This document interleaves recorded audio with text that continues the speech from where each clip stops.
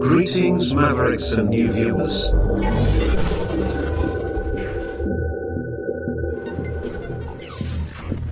Tonight, direct and live from the Maverick News Network World Studios. This is Maverick News with Rick Walker.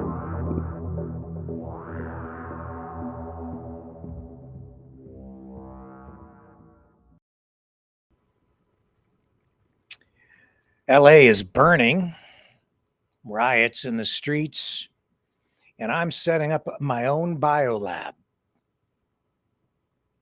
Who wants in? Looking for investors. Any takers? We'll lay out the plan. We'll create the plan here tonight together. During the call-in show, a follow-up to last night's big ostrich debate. It went on for 7 hours. I never thought I'd go that long last night, but we did. And I'm back tonight. And we'll have more on the other side of this.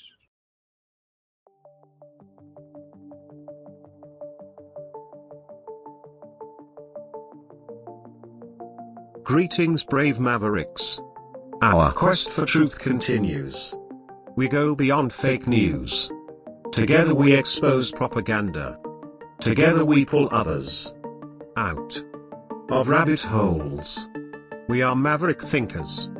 We are all unique individuals, defenders of individual rights and freedoms, credible, trusted, grounded in reality. Maverick News, defending free speech. Donate at freedomreporters.com. Do it now. Tomorrow may be too late. Maverick News. The world is watching.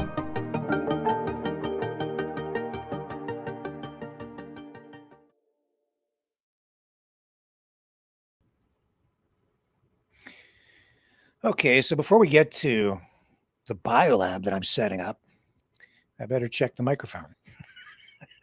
Yeah, okay, we have good audio tonight. I'm going to set up a biolab. Yeah. But let's go to LA first. Let's take a look at what's going on there, because we have, I guess, sort of a standoff developing. Well, it's not developing. We've got riots and just, it's chaos, man. Thank you, President Trump. This is supposed to be a live feed. Okay, let's take a look in there.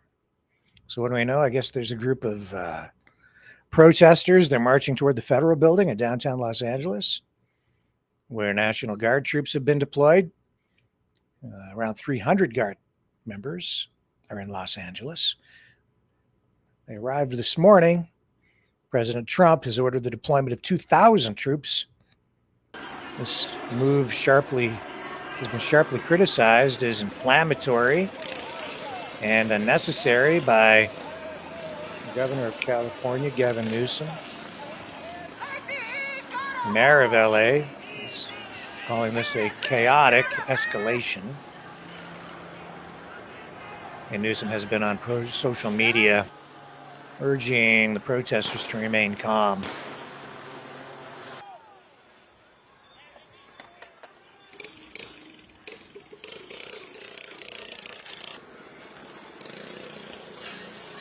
Let's pull this down. Let's see. I've got another feed here. And we're going to go to the phones here really early tonight so you guys can join in on this conversation. This is the NBC feed. Let's take a look at their live. There it is.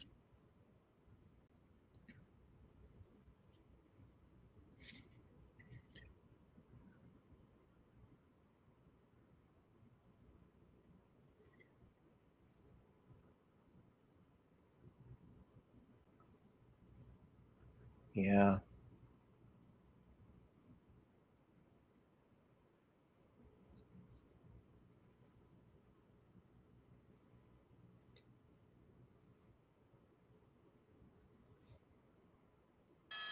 There we have audio up.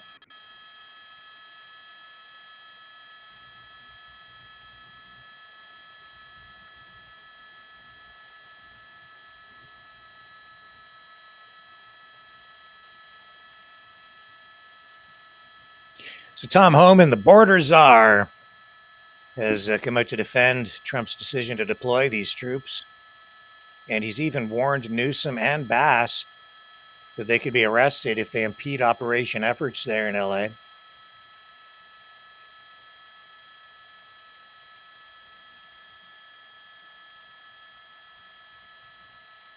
We've seen protesters there clashing with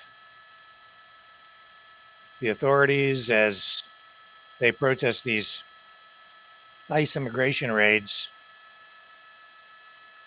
Yesterday was very chaotic.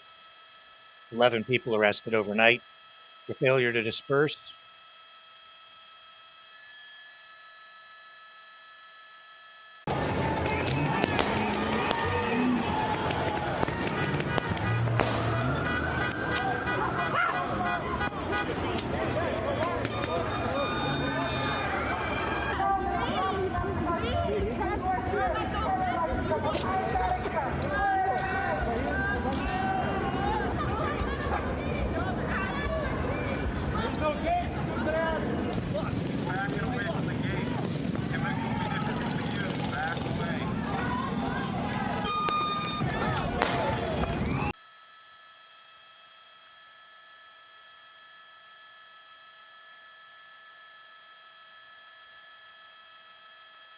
Well, I'm going to set up the phones.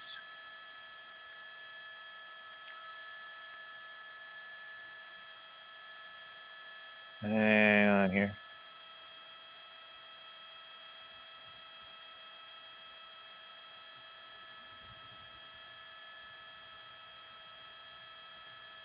Yeah. Okay, big crowds. Now, before we get to the phones, I'm just going to touch on something from last night so we can kind of tee up, I guess, really is more the appropriate thing to say here. Last night we were dealing with this ostrich controversy story in Edgewood, British Columbia. And I know that some of you are tired of talking about it, but I can't resist. I couldn't resist, and I still can't, to just dig into this even a little bit deeper tonight. Because, I was thinking about the story, and if you don't know the backstory, here's the quick version. Ostrich Farm, Edgewood, BC, run mainly by Karen Esperson and Dave Belinsky. They have financial trouble. There's no doubt about that. In 2020, pandemic hits, they pivot, and because they can't get their birds to market to sell them for food, they pivot to research. They turn it into a research facility. They start working with a professor in Japan and start getting their hands on this COVID antigen that they inject into their birds, the hens, to produce what they say are COVID antibodies. As a result, their birds start producing eggs that are very rich in COVID antibodies. About 5 years ago, they get sick. I guess that would be around the time they started injecting them, actually, when I think about it. Yes. Anyway, they lose at least 10 birds. And then fast forward 4 years later, and after they're conducting all this research, apparently with no permits or anything. Because we'll get into that. They then, just back in December, birds got sick again. 69 died. They didn't report it initially. Why? Well, you'd have to dig into the past broadcasts to determine how you view that. Anyway, wasn't reported. Finally, an anonymous tip goes into the Canadian Food Inspection Agency, the regulatory body in Canada that deals with these kinds of matters.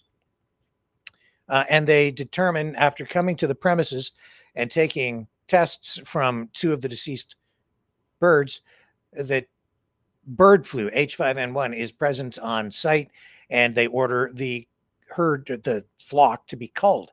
They have about 400 birds at that point. At one time, we're told they had as many as 1,000. This is, I understand, the largest ostrich farm in all of Canada. They also have been involved in selective breeding. They supply these birds to other farms, somewhere between 20 and maybe even 30% at this point, not sure, but at least 20% of all the ostriches in Canada have come from, apparently, stock connected to this farm in one way or another. Protests organized, legal challenges since then. The cull has been delayed now almost 6 months as the owners of the facility are given their due process, challenging the cull order, saying they have to save these birds. They say they're unique. Court decided otherwise, or the CFIA decided otherwise. And the court ruled that the CFIA does have the authority to proceed with the cull. And now there's another court challenge that is before the system, and we are seeing how that plays out. And it has become a very emotional, controversial issue. And last night we had a 7-hour marathon digging into this because it is a very strange and weird story that involves international politics, because we've even seen RFK Jr., officials from the Trump administration, intervening. We've seen a radio show host and owner of WABC Radio in New York kind of take up the cause and tell sort of a half the story, to spin a narrative, to breed sympathy for these ostriches, to put pressure on the Canadian government to stop the cull. We've even seen Dr. Oz get involved and offer to take the birds at his farm in Florida. An offer that was initially declined by Esperson and Belinsky, but later they were saying, well, maybe as a last resort, but I don't know what would be involved in sending these out. So last night we had a doctor, professor from UBC on as part of a long call-in show after we had Katie Pasitny, the daughter of Karen Esperson, the co-owner of the farm, on to talk, and she did answer some questions, then decided she didn't want to answer anymore and signed off in the middle of the interview. But we also had on Dr. Stephen Pellick, who said some interesting things last night. It really got me thinking. So I thought, well, let's review that a little bit here today. I believe there it is right there. Okay, we've got the clip. So I'm just going to run a little bit of this from last night, and then I'm going to tell you why I'm going to set up my own biolab. Okay? And you guys can help tonight. And we'll start getting into this when we go to the phones. All right. So this was last night's interview. We had David Dixon on. We had Jeff Goodrow on from Freedom Organization of some kind. He works in the background somehow and connects people, puts things together, whatever. I'm not exactly sure what Jeff does or what he is, but anyway, he helped set up the interviews last night. So that was cool. And I'm just going to let this run, and then this will explain ultimately where I'm going with this. From part of the farm before 2024. Well, because just to tee this up, this is where I'm going with it. Dr. Pellick says that what they were doing at the farm with the research, injecting the birds with COVID antigens, don't need any permits, he says. No licenses required, don't need anything. And then I started asking questions about, what you would need in terms of permitting to get access to these COVID antigens, which they were sourcing from a lab that the farm was apparently sourcing it from a laboratory in Quebec, Sherbrooke, Immune Biosolutions. And they were also getting it from, at one point, this professor in Japan at Kyoto Prefectural University. And I was like, well, how do you import that stuff? How do you get your hands on it?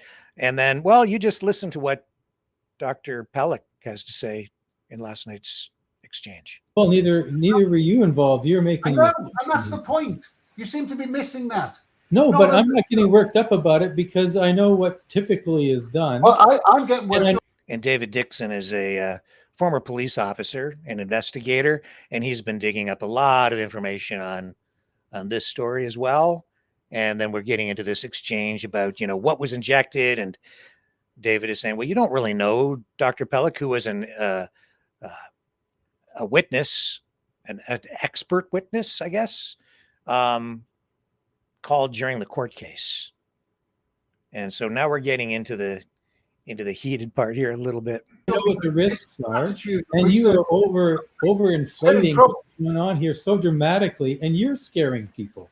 Like, do you want, David, do you want that to be the answer? Like, are you excited? Like, do you want it to be pathogens? No, like, are you like, yeah, this is what it is? Like, that's the vibe I get from you, dude. You know what, Jeff? Stop.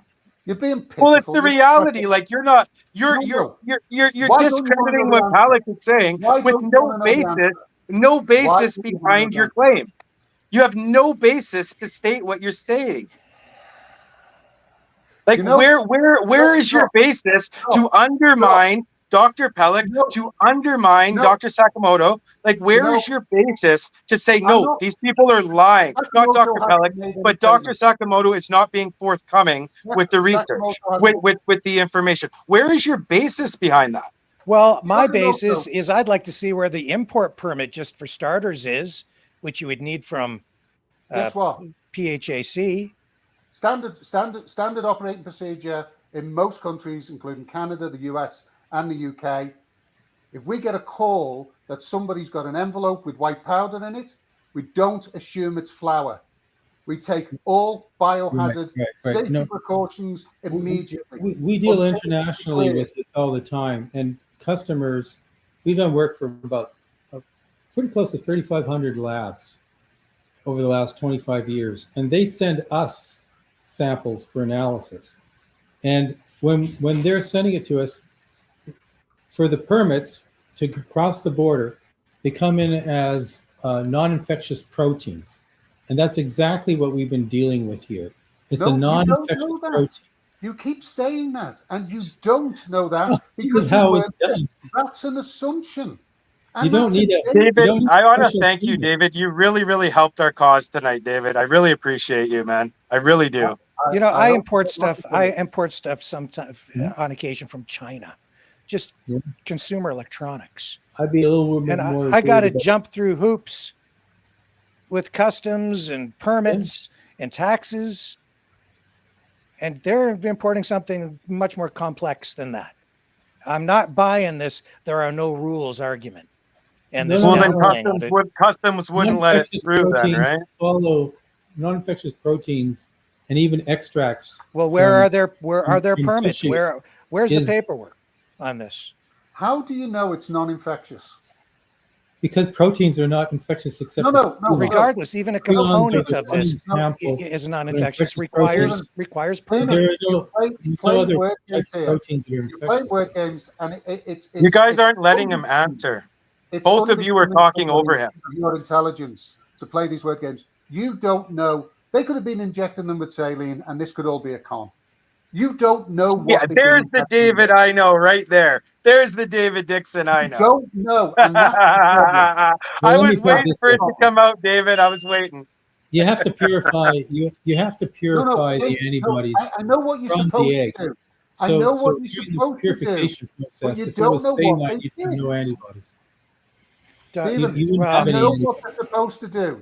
I know what they're supposed to do. I know what the rules are. But you don't know that they followed them. We know for a fact the farm has not followed the rules. We know for a fact. Katie came you don't know that as a fact on this particular case. Well, she said she didn't have any permits. Well, you don't need a permit. That's what I'm telling you. You say if it's a non-infectious protein, you can inject it into your animals to make antibodies. You're making an assumption on that. You have no idea. At the University of Well, British Columbia, we had an animal no, farm. I used to make antibodies there, no, what and I you didn't need a do permit somewhere from the else. government to do that. Guess what? I can tell you I've got viruses in my fridge. You don't know whether I do or don't. Well, I know Will you do. take my word Viruses for it? are everywhere. Yeah, I know, no, but I've got purified synthetic viruses that I made. And, and Dr. Pellick, you have credentials and you are probably authorized to purchase some of these things. If I go to try to purchase some of this stuff, I'm pretty certain I would probably have some difficulty. No, you could get it because these proteins aren't the experimental stuff from Dr. Tsukamoto. They are not a health for something you don't know, Stephen. You keep making an assumption. No. I've only been in this business for I know you've been in this business. The farm has 30 years, and as a research scientist with my own lab, 38 years, and I've been following the regulations throughout the whole time. I know what's required. Dr. Tsukamoto didn't go to the pharmacy and buy this stuff. He made it. Yes, because he had the resources and it wasn't available at that time. Right. So you know, just masks had to go through a certification process to be brought into the country in 2020. KN95 masks had to be approved by the FDA, stamped NIOSH, and nonsense. Approved. We've been using N95 masks in my lab. I'm using this as an example. Anything coming into the country, anything coming into the country related to COVID had to be approved and certified. They didn't just let it cross the border and go, no, okay, this one's safe. Don't worry about it. It's only a protein. Yes, an N95 mask has to meet certain certifications. That's just like when I paint cars, I paint cars, and if I have a mask and a filter, it has a number on it. It still has to be certified. Anything that's going to be used in that kind of capacity, any product that comes into Canada has to have some kind of certification. Even a can of beans requires certification. Yeah. So according to the Government of Canada website, possessing antigens for the purpose as a biological substance is not inherently illegal in Canada. Okay, enough of this. Here's the point. We're told last night that the farm, there's no rules. The farm didn't have any permits to do Universal Ostrich Farm. Katie Pasitny said last night that the farm had no permits. She said they didn't have any permits, licenses, or anything at all to do the research they were doing, to be injecting these birds with these COVID antigens. And then it's a long exchange there on the program. You can go back and watch the whole thing. It's still up. That was a fair portion of it. And Dr. Pellick said that, yes, I could get these antigens. And we discussed it, for some time. And he said last night that basically what they provide at the Shoppers Drug Mart pharmacies in Canada, and pharmacies across the country in Canada, these COVID antigens or antigen tests are the same as what they're using to inject the birds with at the farm. So I thought, well, no rules. Anybody can do it. You can go to the pharmacy and buy what you need to start experimenting on birds.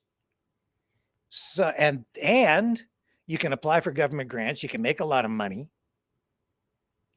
It could be risky because you have to invest some money. You're going to have to buy the antigens, right? You're going to need to buy some birds or some animals to inject. Or you could inject yourself like Dr. Tsukamoto did. But then I thought, well, what the heck? Let's set up our own biolab. So I said to my wife, I said, I'm just going to set up my own biolab. She said, what? I just had a conversation with her earlier, just a little while ago. I said, yep, setting up a biolab, going to do it in the backyard. You can't do that. I said, yes, I can. No, there's rules. I said, no, there aren't. Don't need no rules, no rules, no permits necessary. Anybody can do it. It's not against the law. You can possess these antigens. You can get them at Shoppers Drug Mart. And they're handing out millions of dollars for research. And we don't have to do the research. All we got to do is get some birds, inject them with some stuff, let them lay some eggs, sell them for $45,000 a pop. And I'm just going to do it in my backyard, set up my own open air bio facility. Well, you're not doing that. You can't do that. I said, yes, I am. No, there's laws against that. No, there aren't. Yes, there are. No, there aren't. Yes, there are. No, there aren't. No rules. There's a bylaw against it. No, there isn't. Where are you going to get your the stuff? I'm going to go to Shoppers Drug Mart. I'm going to buy some COVID antigen. So I thought, well, you know, I'll start calling around, see if I can get my hands on some of that. There's that COVID antigen. Yeah. Now, I don't know if they'll have enough though, because we're going to want to make a lot of money. So we're going to need a lot of birds out at the Universal Ostrich Farm. They have about 400. So I don't know. I guess we're looking for, I don't know, how many doses of COVID antigen. We'll start small. We'll say 200. How about that? Let's see if we can get our hands on some COVID antigen. Let's call over now to the Shoppers Drug Mart. We'll start close to home. We'll go down to Windsor, Ontario, and we'll see if we can't round us up some COVID antigen to inject. Now, before I get to that, I should show you.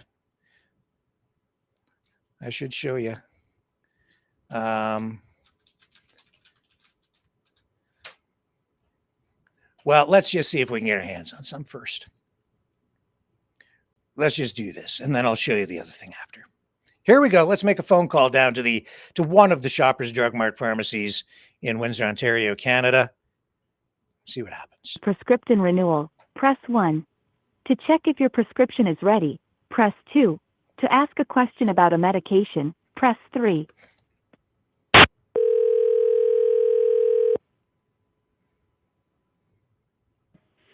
Farms can help you. Yes, my name is Rick Walker. I was having a conversation with Professor Stephen Pellick from the University of British Columbia, who directed me to Shoppers Drug Mart, saying that I might be able to purchase COVID antigen in an injectable form from a Shoppers location. Do you supply that, or can I purchase that there? Let me just connect you to my pharmacist who know better. Give me 1 sec. Thank you. Your call is important to us. Please stay on the line and someone will be with you shortly. Speaking. Hello, my name is Rick Walker.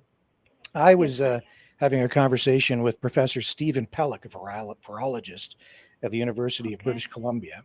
He directed me to Shoppers Drug Mart and says that we should be able to purchase some COVID antigen in an injectable form through the pharmacy there. Do you supply that? Injectable form? Yes. No, we don't supply that. Okay. Any idea where I could purchase an injectable form of COVID antigen? So what does he mean by that? Like, tell me the goal of this advice. Is something to Yeah, he says that we should be able to purchase that to inject into some birds. Inject what again? The COVID antigen. So we could purchase it to inject into birds for a study. Birds? Yes. Okay. I don't think we can help you with this, and I don't think there's anything available in the pharmacies. Oh, okay. Yeah. So what kind of COVID antigens do you have? Just the tests that are like swabs, just that type? So the test is not for injection. The only thing that will produce antigen in the human body is the vaccines, and this is not for cell. Yeah, you don't sell the vaccines. We don't. Yeah, I couldn't purchase those if I wanted to, right? Yeah. Yeah, you just come there and make an appointment to get vaccinated. So vaccinated, yes. So I guess maybe there's a misunderstanding, or perhaps he's not correct about being able to purchase it through a pharmacy then. I believe so too. Okay. Well, listen, I really appreciate your time today. Thank you very much, and I'm sorry to have bothered you. No, you're not. Have a nice day. You as well. Take care. Bye. Take care. Bye-bye.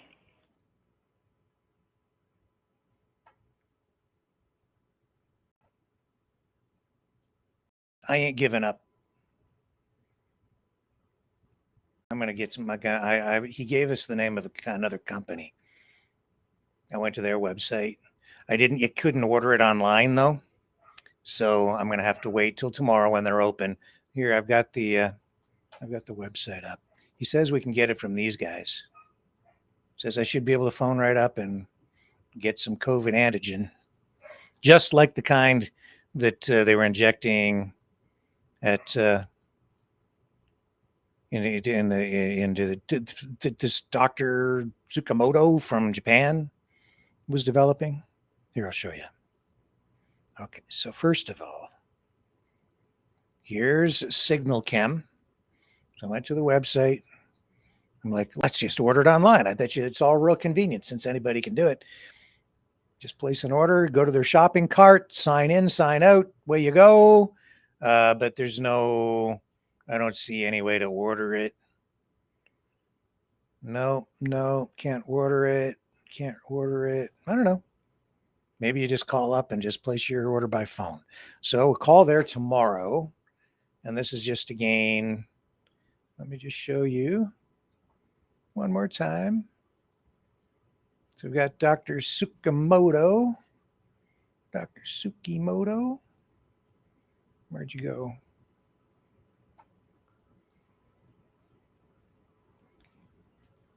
Here we are.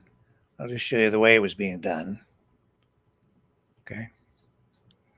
And again, I don't know, maybe there's a misunderstanding, but since no permits are needed to import it, no permission, I guess, of any kind is required to possess it or to use it or to inject into animals.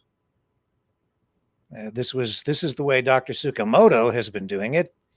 And this is the professor from Japan that the farm in Edgewood, BC has been collaborating with over the past 5 years or so. So you can see they've got a syringe there and he's injecting the bird. And there's Dr. Tsukamoto himself, who I've not spoken to, and I don't believe he's made any public statements of any kind at this point, because none of our inquiries have been answered. So he's been kind of silent on this so far. And I did also call out to the Immune Biosolutions lab. I did speak to a former public relations person who is involved in issuing the media release on the $13 million federal grant, but I have not heard back directly from the company to get current information regarding involvement of, or possible involvement of Immune Biosolutions with Universal Ostrich Farm out in Edgewood, BC, where we do have this bird flu outbreak, but they're saying the birds are now healthy. 69 died. And just to be very clear, you saw the way the birds were being injected, and this is what Shoppers Drug Mart stocks is antigen tests like this. It's the only way you can get the antigen is these nasal swab things. And so that's not what we were talking about last night. We're talking about injecting the birds, which I think I was pretty clear about and have been from the beginning. And that requires a syringe and Dr. Pellick says it's the same thing. And you heard him, he said, you'll be able to get it. And he said that, yeah, it's the same stuff from Shoppers Drug Mart, and I should be able to get my hands on it from this other company, Signal Chem. And so no success calling around a bit today to Shoppers Drug Mart pharmacies. None of the people I spoke to could make sense of what I was saying or asking for. And we'll see what happens tomorrow when I call Signal Chem. I'll try. Not giving up yet. It's a great business opportunity. Not regulated. Anybody can do it. No permits. No restrictions. Nobody going to stand in your way except for my wife. And I had the perfect argument. Yes, I can.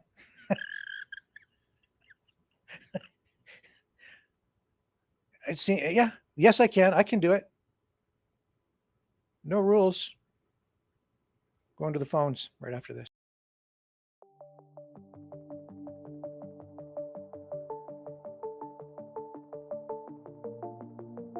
Greetings, brave Mavericks. Our quest for truth continues. We go beyond fake news. Together we expose propaganda.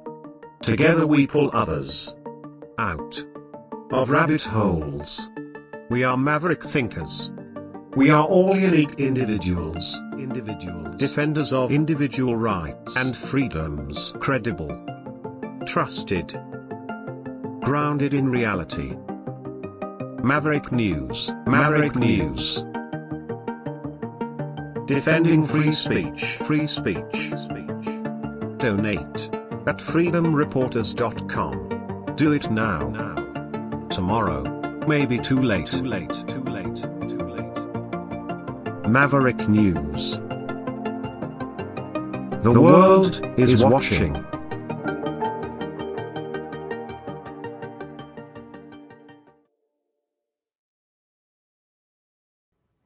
Okay, it's time to call in. Help me come up with a name for this new Biolab business. Help me develop the business plan. Let's work out the details and dig into today's top news stories together. Here's the number to call. Okay, Mavericks, it's call-in time. Join the conversation. Call 1-647-734-4220. Then enter the PIN number 860-075-764, followed by the pound sign.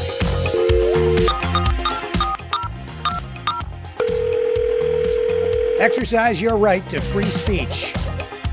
Call 1-647-734-4220. Then enter the PIN number 860-075-764, followed by the pound sign.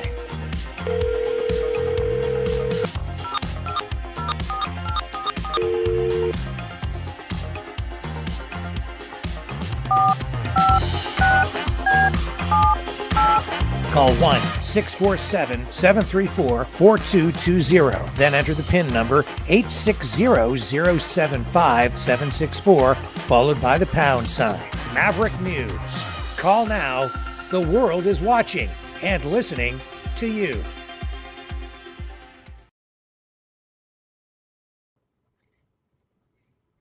All right, let's see what we got going on here. Here we go. And we've got two people on. Two people calling in all at the same time. Here we go. All right, I think I know who these guys are, but let me. How many people do we have here? No, yeah, we got them. Okay. Close that off. Get everybody up on the screen. Are you guys there? You ready to go? Okay, here we go. You're on the screen. All right, introduce yourselves for those who don't already know who you are. Well, I'm Dragon, but I'm calling to the Maverick Research Lab. Is this the right number? You've reached, well, we need a name. So I don't know, Maverick Mad Lab? You can help me come up with a name, guys. But yeah, you've reached the right place. I gave you one. And Dragon, it's Richter. It's Rimby John from Kanakistan, Alberta. Dragon, is our bro man still on, bro? You still love me? I love you. Holloway is my brother. We're not the Elon Musk and the Trumpster. Wow. So where do you guys want to begin tonight? You want to talk about chaos and riots in LA? You want to talk about the bio birds? You want to help me come up with a name for this new bio research company? Well, let's start with the Biolab's name. Okay. Why not? No rules. Anybody can do it. Well, I'm asking myself if I should probably try myself also and call few labs in Montreal and see if I can purchase myself a few doses of it. Yeah, well, we need to come up with a source for our COVID antigen, which apparently is completely safe, and we shouldn't worry at all. Rickster, we might have a few labs in Alberta too. Calgary, Edmonton. I'll dig into that tomorrow for you guys too. Awesome. Okay, so we're on a roll here. We have now 3 provinces. Oh, do not forget Winnipeg. Dragon, that's called winter peg. Yeah. Well, I can't wait. Well, Dragon and Rick, just a quick question, guys. Yep. This David, the investigative guy, is I didn't know this, but it kind of came out on the 7-hour call last night. Is there a little bad blood between this David and his wife and this Jeff? Because this Jeff was making out that he was gonna charge him maybe allegedly for harassment and don't contact me on my Facebook anymore. And I mean, that I don't know. Came out of I the don't know, blue John. at me. I can't get. I don't really want to get into that at all. But I have no idea what any of that is about. And it just kind of hit me out of the blue that I think these guys know each other. I don't know maybe, allegedly. I don't think so. I don't know. Indirectly, John, they've had contact. I don't know, so I don't even want to go down that road. So let's just change the topic because that's a personal thing between them that I have zero to do with and know nothing. Well, guys, I'm just wondering, like Dragon and Rick and Maverick, is there any idea, Rick? Do you have any info, Dragon or Rick? Like, is this cull of these allegedly 400 birds, like, is it actually going to happen, or is it a pie in the sky a year from now, or where are the authorities on all this? We know that the farm has now a second stay order where they're trying to get another delay. I think they got a stay, which means that it gives them a little more time to prepare for another legal challenge to this whole thing. And it has dragged on now for nearly 6 months since the initial cull order was issued. That's where it stands legally. Does that help you? Yeah, it just seems like, guys, a real circus sort of clown show. I don't know. Well, and I'm deeply, and I've talked to a bunch of people over the weekend in Alberta between Calgary, Edmonton, and Red Deer, and there's people picking up on the story, guys, and there's people very concerned, guys, out here about our food system, like our chicken, our poultry, our beef, our pigs, like our pork, like eggs, like dairy, like, guys, people are concerned about this. I'm concerned about it. I'm very concerned about it. And you have 69 dead ostriches. We know that ostriches are not as likely to die from the disease, but they can be efficient asymptomatic carriers of it. You have a cull order, you have quarantine order. With that come restrictions, requirements, and from what we're seeing, the quarantine order has not really been followed in many respects.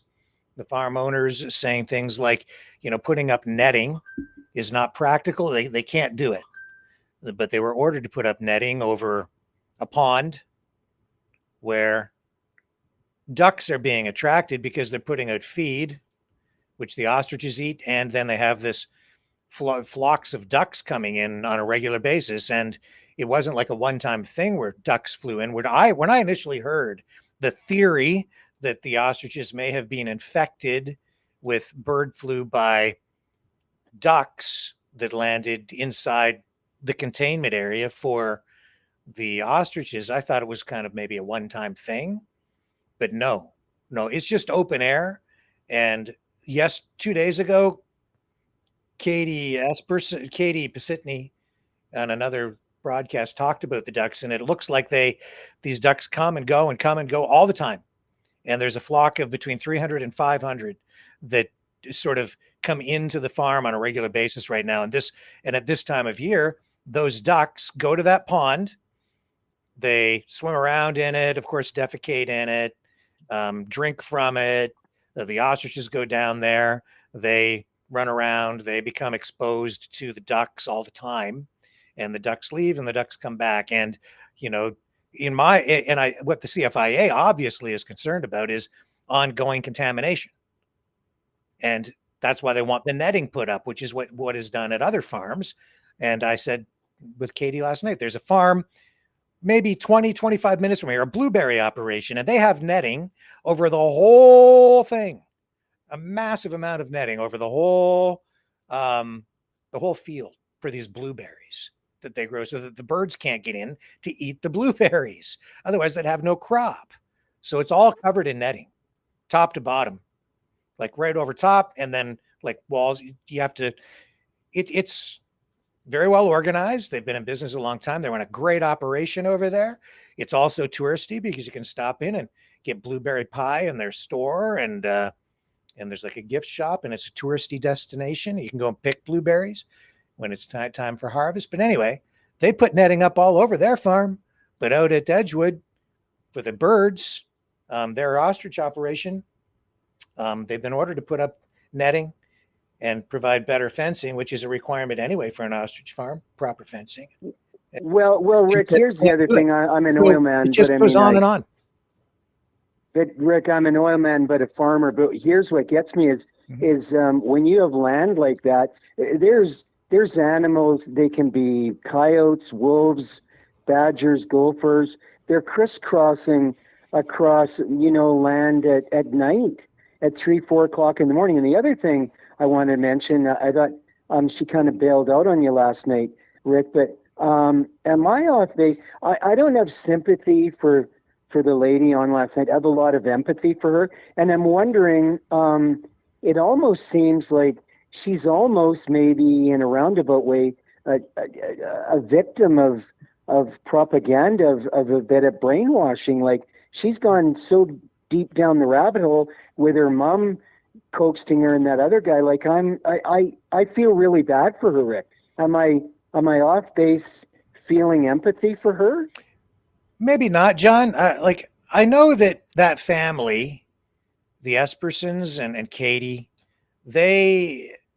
what year was it? A few years ago, they had a wildfire go through there, and they made headlines back then because they refused to leave their farm. And Katie said to me something that was very interesting. She said that they, quote, they tried to burn us out in a conversation I had with her. And I was like, and I thought about it after, and okay. So she believes that the government, that's what I'm taking from it. Correct me. She can call and correct me if I'm wrong, but she's believing that the government was trying to burn out their farm. And so they didn't leave, and they made headlines. Karen also told me that, I think it was Karen. Yeah. Told me that no, it was in the article that that is online still. You can go find it. You can look this stuff up.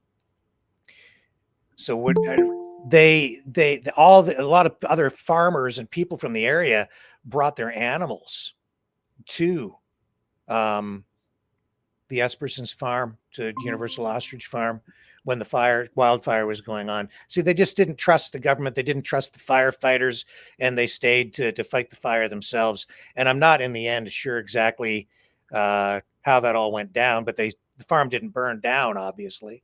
And Rick, and they also started a fundraiser back then too. Another one that was ongoing. That was interesting. Rick, she comes across as just such a really sincere lady. Yeah, the point is, John, we've got another caller on the line. I'll just wrap up and we'll come back to you in a moment. But You see, there's just automatically now there, especially since the pandemic and then the wildfire thing. I see that the family, like a lot of people, has a real instant distrust of government. And in the interview that you heard with Katie last night, they didn't have any permits for doing anything. And it's clear that, you know, they just aren't following rules unless you listen to Dr. Pellick, who tells us that you don't need permits to run a research facility like the one that they have. Who's on the line with us now? Who just called? It's Isabel. Hey, how are you tonight? I'm sorry, we don't have any of the antigen Oh, well, available. well, maybe you could just take a little stroll down to your local pharmacy tomorrow and see if you could pick some up for us. We should do Fantasy Island Biolab because. Oh, Isabel, Isabel, you've just nailed it. It'd be the Maverick News Fantasy Island, Biolab? They're extra. That's a great idea, Isabel. It's kind of a long Great name, name. but not bad. Just maybe a little long. Well, we could Isabel, just go with the letters, then they can't find us. Yeah. Yeah. We could stay under the radar. Isabel, are we going to have Underground. Tattoo with us? We need What's Tattoo that? and we need Tattoo with us, you know, on board with this. That's true. The plane, boss. The plane. The plane. No, Isabel, the Biolab, the bird, the Biolab. Well, I was thinking, guys, you know how people say it's a good thing cows don't fly, Yes. right? I would say pigs don't either. Yeah, well, it's a good thing ostriches don't fly. Do you know how large Oh my God. a bird turd from an ostrich is? That's like the geese when they. I mean, if you put a 200-pound ostrich into the air and it let one fly, right, and it landed on your car, Your insurance would go up. oh my God, I think you'd be visiting a body shop. for sure. No kidding.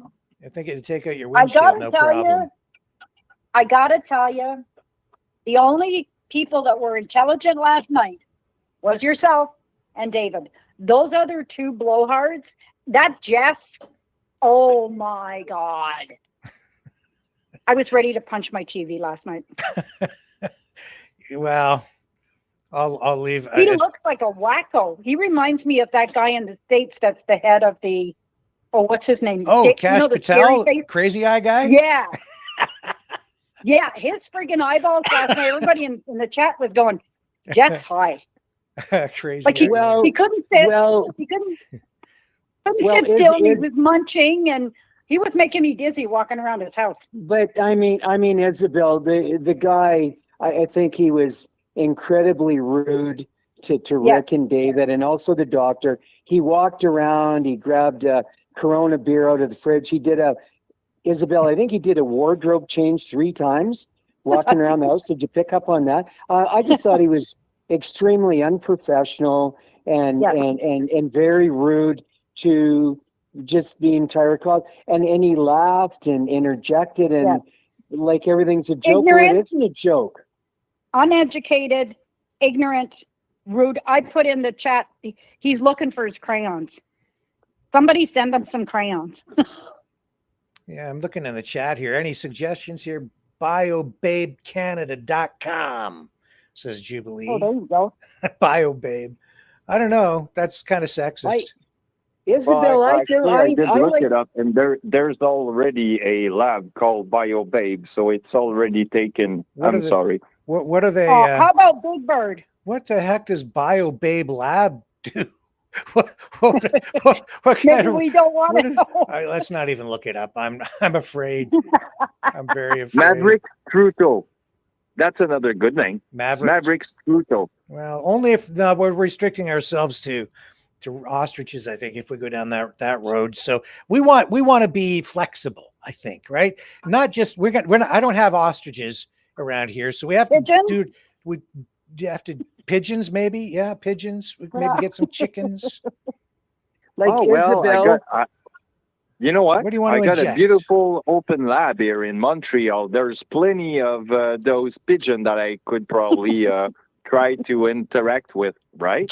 There's our stock. We can get them for free. Dragon, you just go down to the downtown area there and just just kidnap some pigeons from downtown Montreal. There's lots of them down there, right? And then we get them for free. There's plenty of them. We got to cut costs. We got to run a lean operation with our bio bird The lab. dragon will be running around Montreal going, coo, coo. Just And throw, Rick, I'll just throw supply. some bait.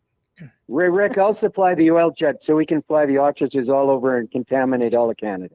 Oh well, There you go. that's no, we're not doing ostriches though, John. We're doing pigeons. Yeah, we're doing Oh, pigeons. pigeon. Okay. Too much liability with the ostriches, because if we turn them loose and we create this new super ostrich, which will be able to fly, we'll be getting all kinds of lawsuits as they bomb people's cars. Too many dents to fix. So Now, will these be homing pigeons? we should So should can get. keep sending Well, them out, bringing them back. well, I used to have homing pigeons when I was a kid, but I don't know. Like, Isabel, can I ask you a question? I might have an answer. Well, Isabel, I'm a kid from the 60s. Are Me too. we the only sort of regular, normal people left in the world with some common sense? Because the only John. people last night on the 7-hour call to me that had any common sense was Rickster and David. Are am you I calling off me base? normal? Yeah. Uh-oh. You just How dare offended you? Rick. He's a misfit. Yes, we're all misfits around here, John. With common sense. God, With you're a so misfit with insulting. common sense. No, you just Yes. insulted Rick. Oh my! I'm a Oh, warped God. misfit. I grew up in the 60s where, burn the bra, free the draft dodgers. That was me. Sharon says we should call them Mad Mavericks Biolabs. That's pretty good. Oh, Mad that's Mavericks. a good one. That's a pretty good one. I like. That's a good one. Or Freedom Labs, or owned by Cosmo of Canada. Yeah, yeah. There you go. I was thinking we could inject Cosmo, but then no, he's my no. pet. He's my pet. We don't inject our pets. We only only inject the animals that we don't get attached to. That's right. BioBabe Canada. That's all we do. So look, but there's a lot of free pigeons. Just look downtown London or Toronto or Montreal or Ottawa. AgriCorp. There's another company. Somebody is suggesting AgriCorp is the name of a company where maybe I can get some COVID antigens tomorrow. Anybody else know any good places where we can get a deal on some COVID antigens or a COVID antigen? I can try to call places in Montreal and Quebec, see if I can come up with something. All right, that's your territory. You'll cover Well, that. and I can do, Rickster, I can do the same in Alberta. I can call Calgary, Red Deer, and Edmonton. All right, see you're if I can on. find out anything. All right. And I only have 2 pharmacies here, Guardian and PharmaSave, so I could try those. Awesome. Okay. Okay. I've done some Shoppers Drug Marts, but I'll continue my quest tomorrow. I'll call some other pharmacies around here, and I'll call, what was that one called? It was called Signal Chem Life Sciences. We'll give them a shot, and we'll call this other one AgriCorp. And I can't see when I listened to that so-called doctor last night, he was almost like no concern whatsoever. I mean, he didn't really know. He didn't actually see this substance to say what it was. So how could he actually say, oh, yeah, that's what it was? But you didn't actually see it. And Linda says, and at that, why didn't he supply the farm, seeing it is supposed to be the same stuff? There's a good question too, because they were having trouble sourcing it. That's why they ended up working with the lab in Quebec. Maybe they just didn't know. I don't know. Maybe they didn't know before. But Rick, Isabel, and Dragon, that Dr. Peter last night, like, I don't know if that was a screenshot or a photo of his back office. He looks like a well-heeled guy. Brian Howell said he's probably making $300,000 a year, allegedly, from the University of Vancouver, BC. But I don't know if the guy's a total quack or on the money. I had really mixed feelings about, he just kind of blew off all of Rick's reasonable common sense stuff that normal people do in Canada. And David, he just blew it all up. Am I off base on that, Isabel? Well, No, no, that because that I will doctor tell you did. this. I'll tell you from my logic real quick. I'm not a scientist, but my common sense tells me that everything that he said yesterday, or most of it, is BS. And I'll tell you why. Because when you said something about ingesting probably wouldn't be a big problem if we eat those bird No. for the reason that there's probably antigen that we could get from it. You don't know the effect of it. You don't know how it's going to, what reaction your ingestive system will have from it. That's another thing. And I mean, there's other stuff that he said yesterday that basically was blowing my mind.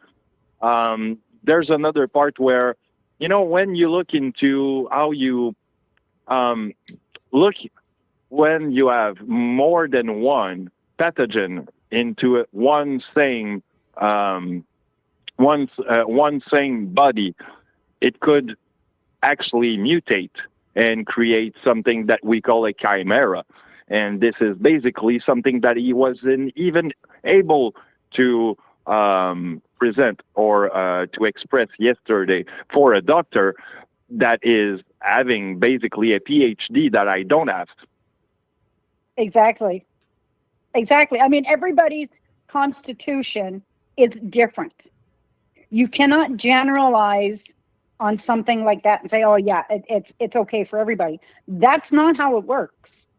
And there's another thing. I'm just you just make me realize something, and it just popped into my mind. Sorry, I want to put that out there. Rick said something along the way earlier that when there were a fire, Karen or whatever said that they were trying to burn out the farm, right? Well, it sounds like basically those people, when you have wildfires, trying not to listen to FEMA or other Red Cross or whatever, telling you when needs to be to go, because you know it's for your own safety. The thing is that the same goes with, and I'm sorry, but maybe I'm mixing stuff here, but the same people would have argued back in 2020 that at some point we have the herd immune from COVID and stuff like that, which is probably what they would agree the same argument with the ostriches, which doesn't make sense. Well, and Dragon and Isabel and Rick, on that point, what really disturbed me, Rick, with your interview with her, when you asked her, like, what happened to these, you know, these 68, 69 birds that died, and she kind of gave you kind of a kindergarten Sesame Street answer. Well, we buried them so deep and whatever. I can tell you, cattlemen in Alberta, like when an animal dies, and it can be a pig, a horse, a cow, they're buried deep, deep, deep in a pit. There's lime put on them. They're incinerated they're cremated. They are cremated before they are properly disposed of with the proper chemicals, and they're cremated. They're incinerated before there's 12 feet of dirt put on them. Whatever. I didn't get that impression from that lady. Isabel, am I kind of a nut job or like? No, because when she said that to Rick last night, and I'm thinking, wait a minute, where did you bury them? How deep did you, because she was not clear, how deep did you bury? And then you put big stones on them. And I'm thinking, and you're saying that you know a lot about what you're doing, that you're in charge of what you're doing, and yet this is what you're doing. I mean, even back when we've had severe pandemics, like go way back. I know my mother had told me before, when they had outbreaks of the Black Plague and all that, the bodies were cremated. Yep. Right. The house was totally sterilized as they could back in those days. And these ashes, whatever was left, was not just put in the ground. Because they were so fearful of the plague, even back then.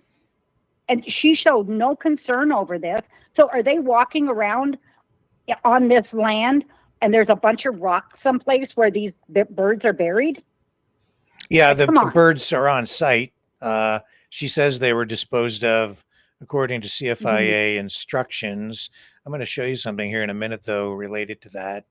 But I'll let you guys continue with the conversation. It would seem kind of weird that CFIA would say, oh, yeah, just dig a hole and put some rocks on it. You're good.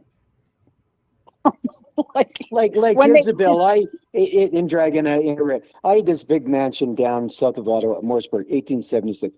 I had 500 bats upstairs. They'd been there a long time, but twice a year, my guys would go up in hazmat suits, clean up the bat iguana, and I used to deal with a company called Safety Express. Benefactor, I bought it. It was a complete disinfectant. It kills AIDS. We sprayed it down on everything. And I mean, we took the proper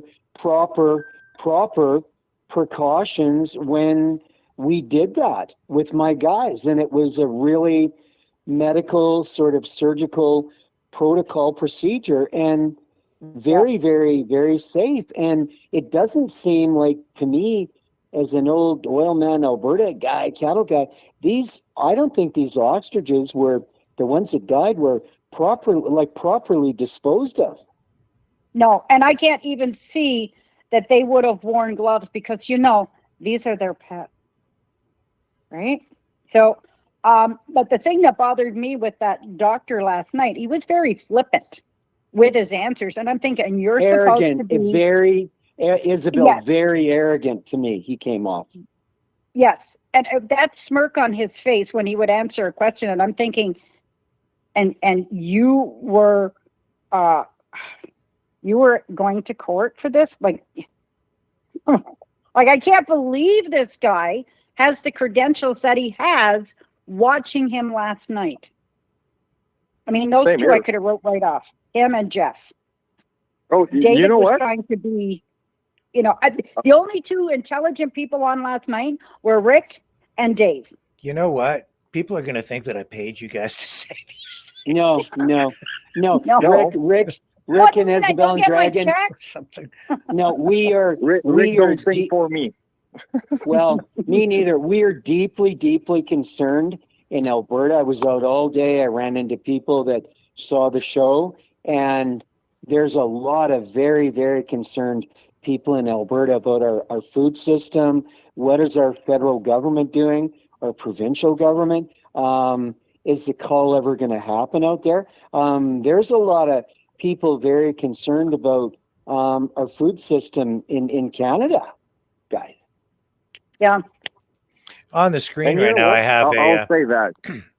I'll just say it quick. Yesterday, I think, Rick, you've been kind of played and laughed at your face yesterday by Palak when he told you that you could call to basically any labs and get the injection of the pathogen of the CoV2.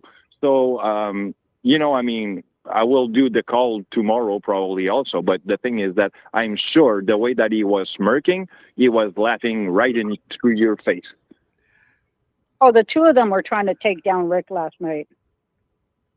Unbelievable. Well, I mean, Isabel, I just found it so insulting to Rick. I mean, this is a man that has integrity, a family, values, does his research. He isn't, and the stuff Rick has come up with, like Peter Colombo, it's all public knowledge. And that David as well, I tip my hat to him.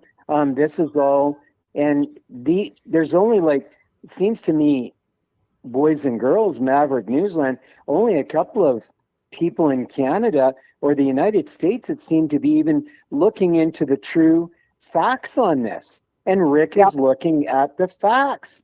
And so is David. Yeah, it seems to be that everybody else is fluffing over it. And I saw that Jim Kerr jumped on last night. I was so glad that Rick hung up. So Isabel, I thought that was really disrespectful. I don't feel sympathy for that Karen.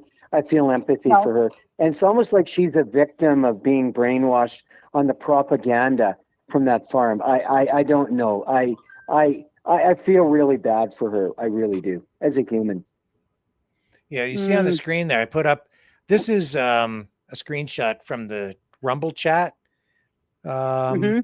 reflecting, your concerns as well. 69 birds, he says here. Merrick Steves, I don't know who that is. 69 birds died. They buried them over 20,000 pounds in a mass grave in an area where everyone uses well water. What impact do you think burying over 20,000 pounds of infected meat will have on the environment? Namely, the water table where 100% of the surrounding farms and acreages draw their water from. This is illegal farm practices. The animals should have been incinerated. And then there's a link here that I will show you. Wow. Rick, you got to be kidding. You got to be kidding. Well, I'm just reading what he wrote. Wow. Wow. Let me just bring this up. So this is the website he's sending us to. I think this is... Shocked again, Isabel? No shit. Can you shock us anymore, Rickster? Oh, probably, yeah. With this story... I'm all shocked out. Something every day. This is the shock show. So here's Waste Management Fact Sheet. This is Isabel, it's called a shit show, not a bird show. This is the Ministry of Agriculture for British Columbia with burial guidelines for large animals on farms. And we know that now. I was wondering, and I'm glad that Katie was forthcoming and informed us where these birds were disposed of, and it's on the farm property. They did dig a pit, and then they created a mass grave for the 69 ostriches that did die over the course of a month. Oh my God. And yeah, a lot of rules here. Assess groundwater contamination potential. Potential groundwater contamination can be assessed by looking at the soil type, soil depth, and depth to groundwater. Soil type, coarse soils such as sand and sandy loam increase the risk of groundwater contamination because they allow rapid transport of liquids away from the burial site. Soils that are very shallow, overlying bedrock or coarse rock and gravel permit rapid movement of contaminated water with minimal filtration or treatment. So just a lot of guidelines here to follow. Now, of course, the order to dispose, John, was issued by the CFIA with specific instructions. Katie indicated they did follow those. I wasn't there. I haven't seen it. I have no idea. This is, of course, provincial, not federal. But yeah, I think that all of this should be taken into consideration as part of all of that. Possible groundwater contamination should be one of the main concerns on a farm, especially we know that Karen, what was her last name? McDonald the other night indicated there are streams or something that intersect or go through that area.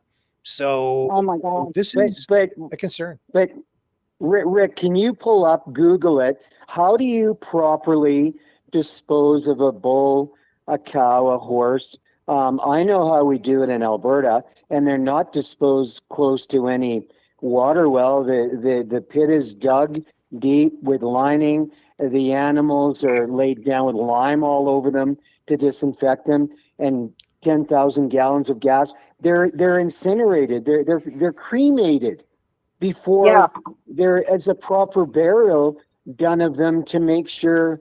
I mean, they're cremated. It's 3,000 degrees, cremated. Before. Can you and Google that lime? The lime burns as well, right? So it protects the soil. It's a disinfectant. Yeah, it's Can you Google that, Rickster? Like, I'm looking some stuff up here, John. Yeah. Okay. Do you think that would go back into court, Rick? I don't know, Isabel. From everything that I've read on the legal side, it indicates that to launch another successful legal challenge would be difficult because the bar is set pretty high. So I don't know. That's the bottom line. I don't know. Because I'm sure with the indigenous people that are around there and the water issues they're having, they're not going to be impressed with this at all.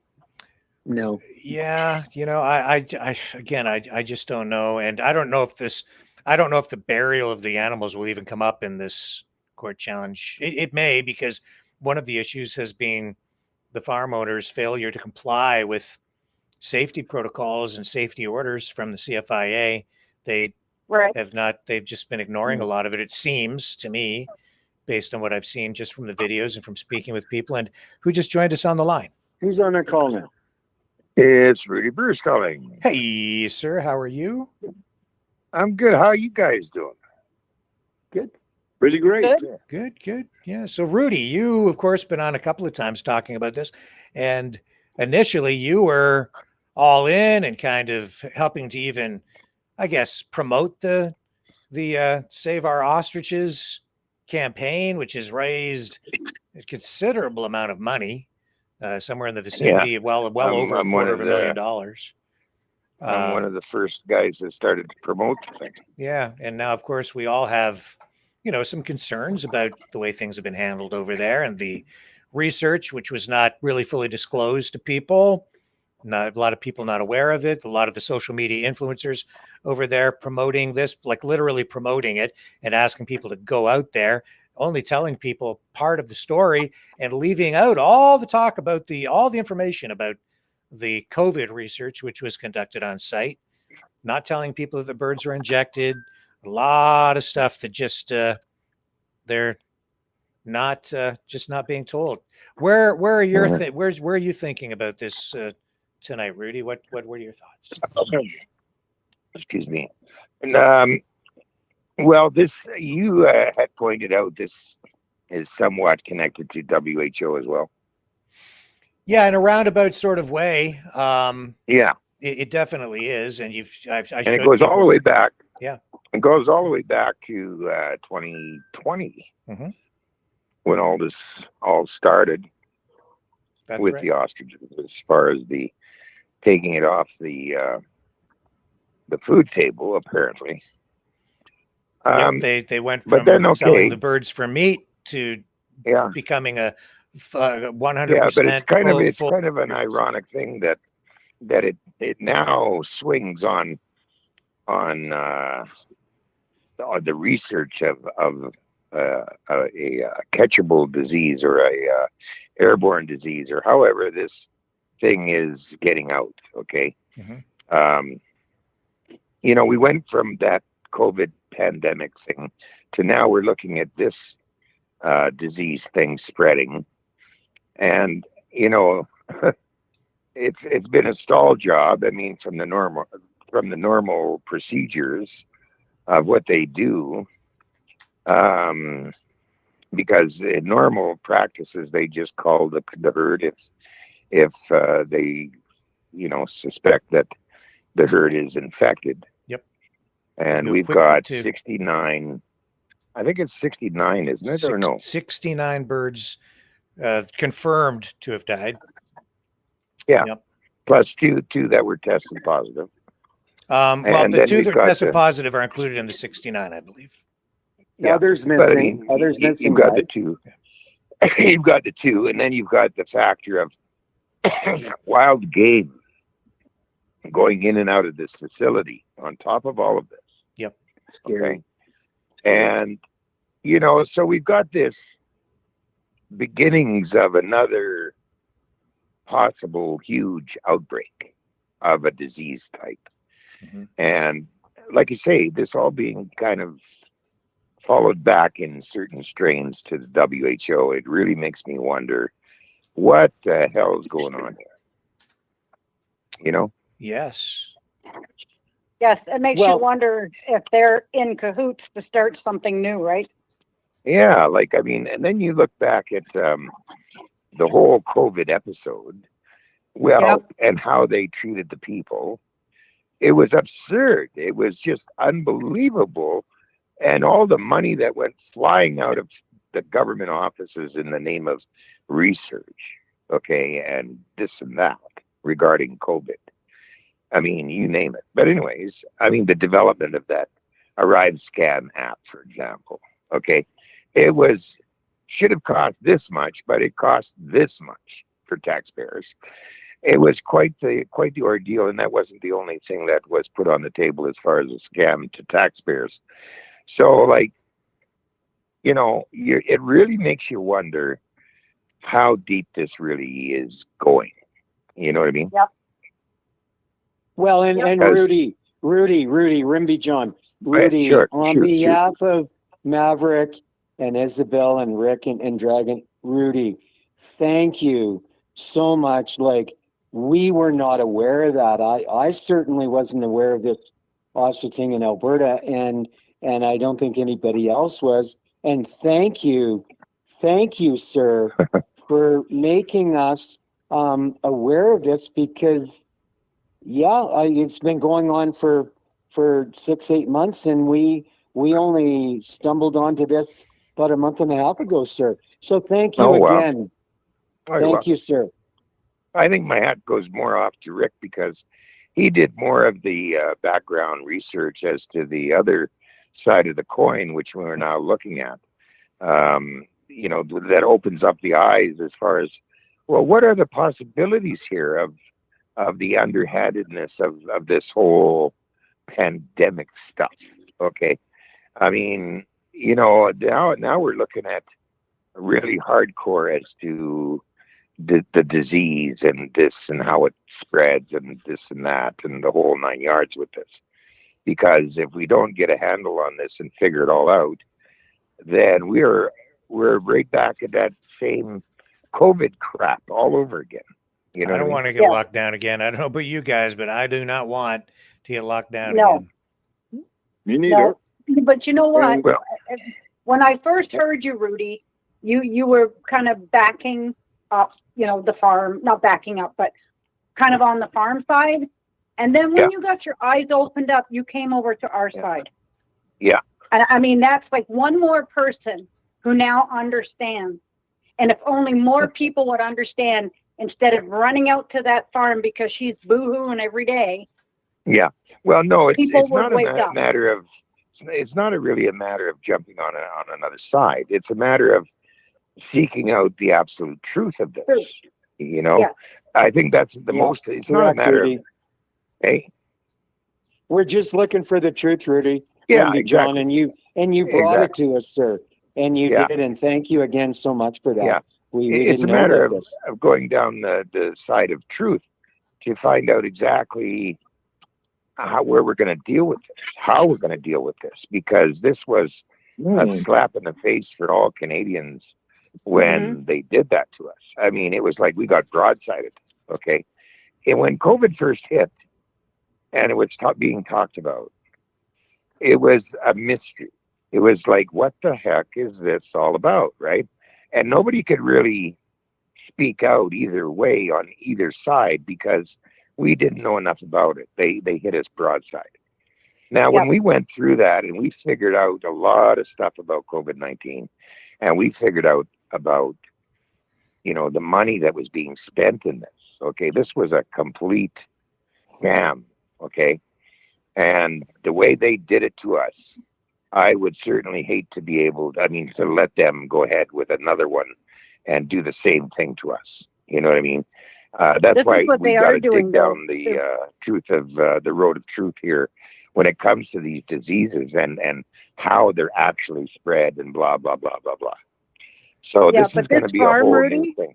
Yeah. This farm has started the fear again of the government. And that's what they're playing. Yeah, I know that. But we cannot excuse the way the government handled the COVID-19 episode. Okay. No. They blew that whole thing so out of proportion, it was not even funny. Okay.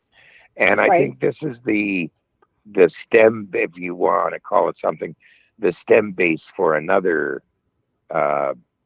explosion of epidemic proportion that the WHO can say, well, you've got an epidemic here.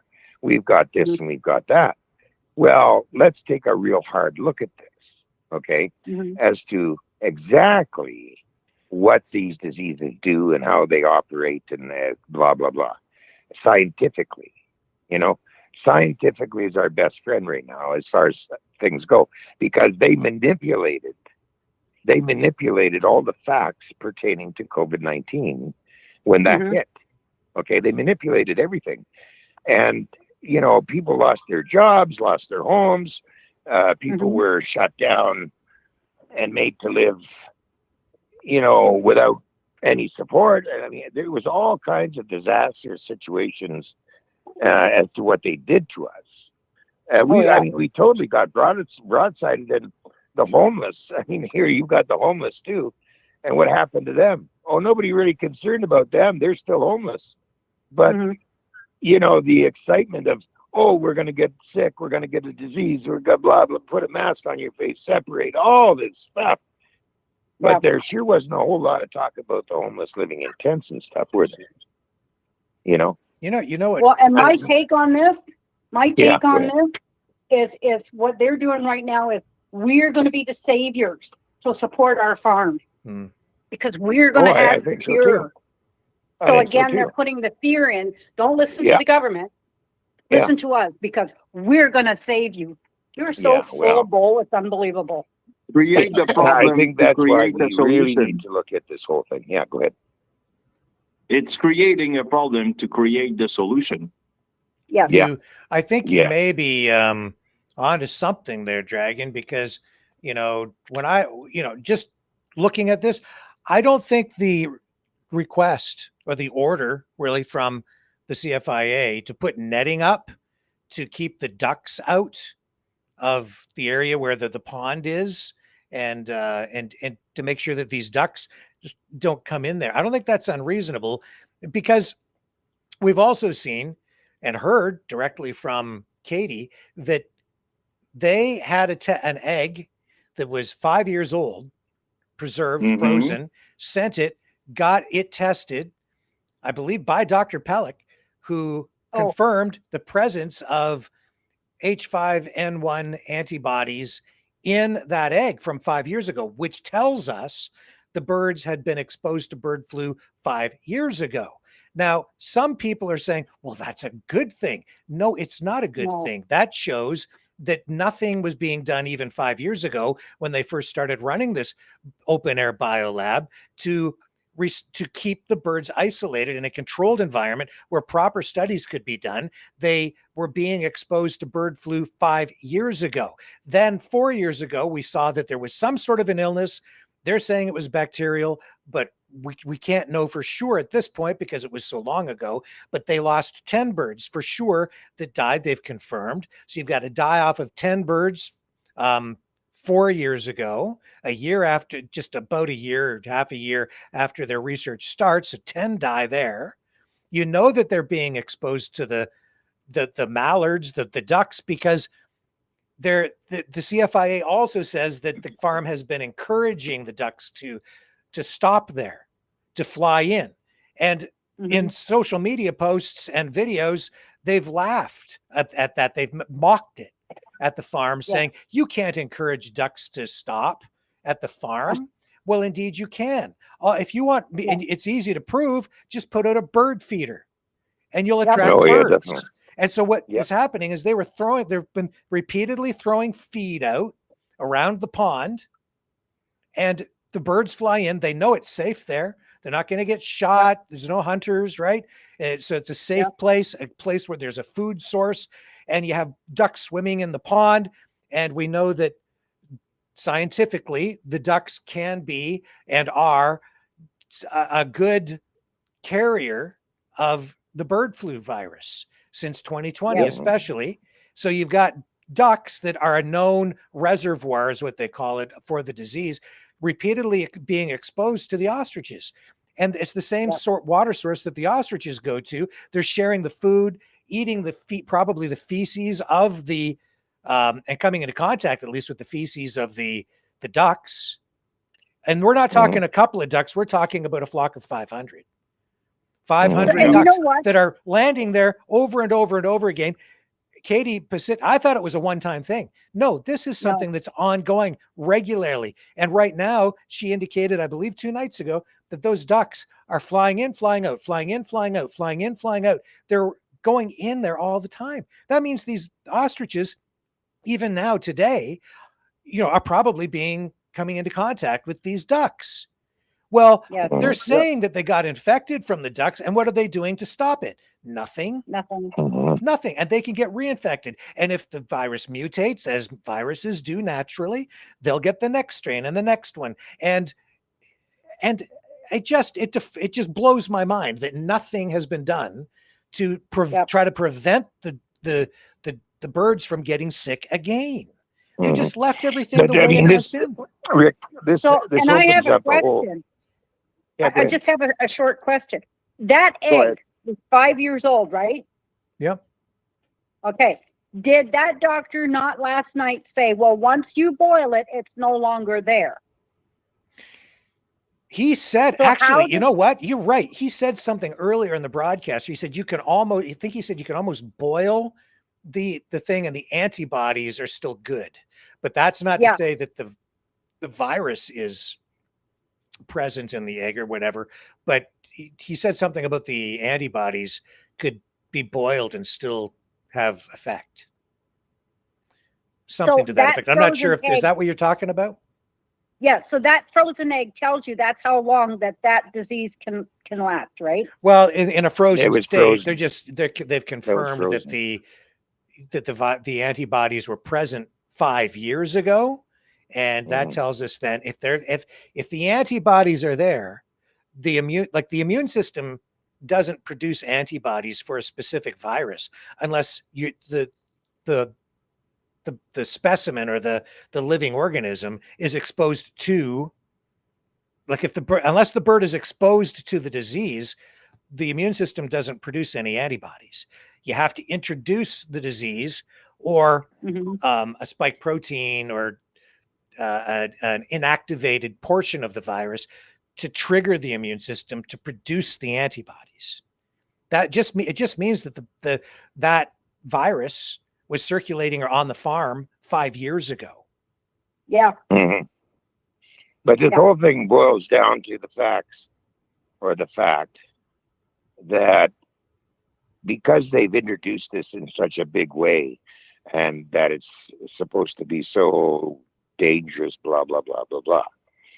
We need to fully research this now, I think. I mean, as far as everything concerned with this, I mean, as far as the ducks, I mean, maybe we should capture a few of these ducks and have them tested. We should study the ducks.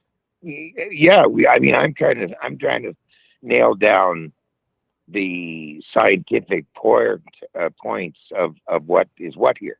We should how contagious is this? Yeah, get some researchers, get some scientists, set up a program, capture some of the ducks, put trackers on them, like you can put bands on their legs, right, with radio transmitters. It would be interesting to find out.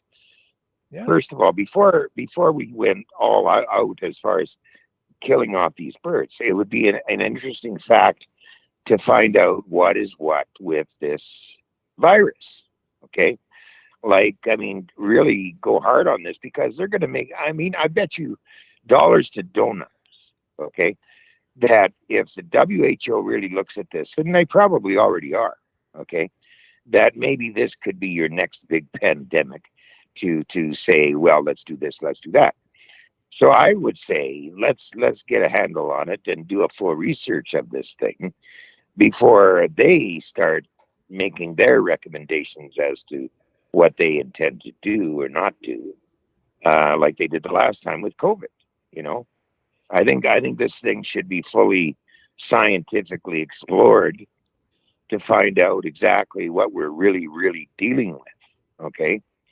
And if it means the ducks are coming in there, then let's capture some ducks and find out if they've got it, see where this came from, nail down where this is all coming from. And then we're going to have a better understanding of really what to do. But Rudy, it's like, I think everybody's a little too focused on the threat to people at this point. It's really more about the food supply because. I think that's what it should pertain to. We should be concerned about the food supply. Yeah. That would be my main concern as well. Yes. I really wouldn't add the fact that it's such a danger to the people, but more to our food supply. Because when they put out a call order, they're taking out the whole thing. Okay. I mean, this goes on and on and on. I mean, if it was 5 years ago that these birds were able to get it, how did they get it? Okay, we got to find out what's going on here exactly and deal with the problem. You know what I mean? In a more of a scientific way. Well, this is a scientific way. And again, you know what? Here's the thing, Rudy. Everything that we've been told by these people at the farm that I'm seeing is upside down. I don't trust. Yeah, I'm not trusting. Upside down, including the criticism of the culls. And it's good we can get into this discussion a little bit tonight.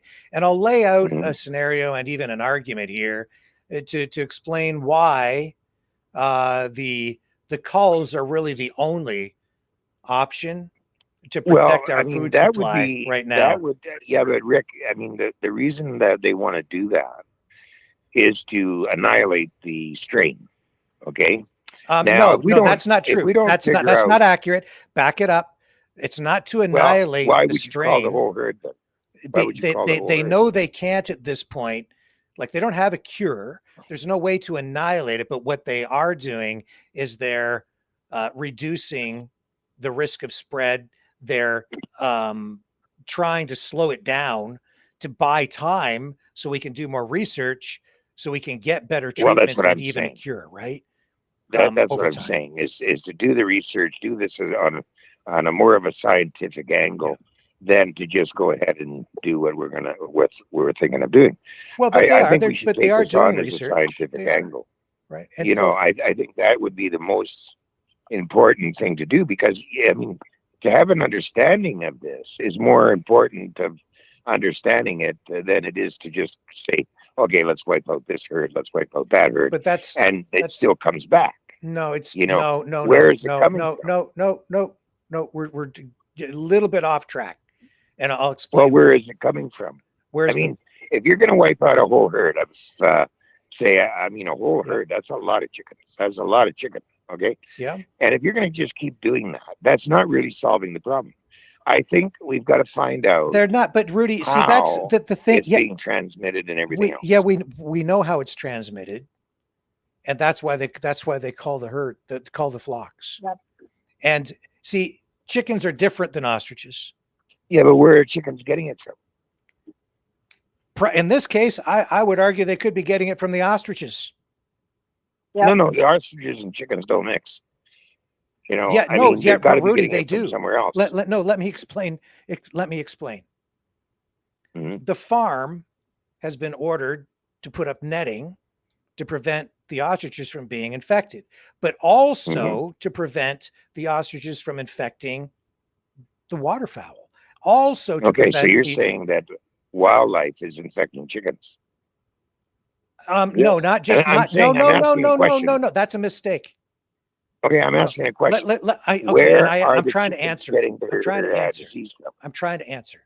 Let me answer. Mm-hmm. The virus can spread in a lot of different ways. It's very pathogenic, and it can survive on surfaces for days, weeks, sometimes even months. It can survive in ground soil. It can get on clothing. It can get on skin. Human beings could carry it. Okay. The ostriches are also, if they're asymptomatic, they can shed.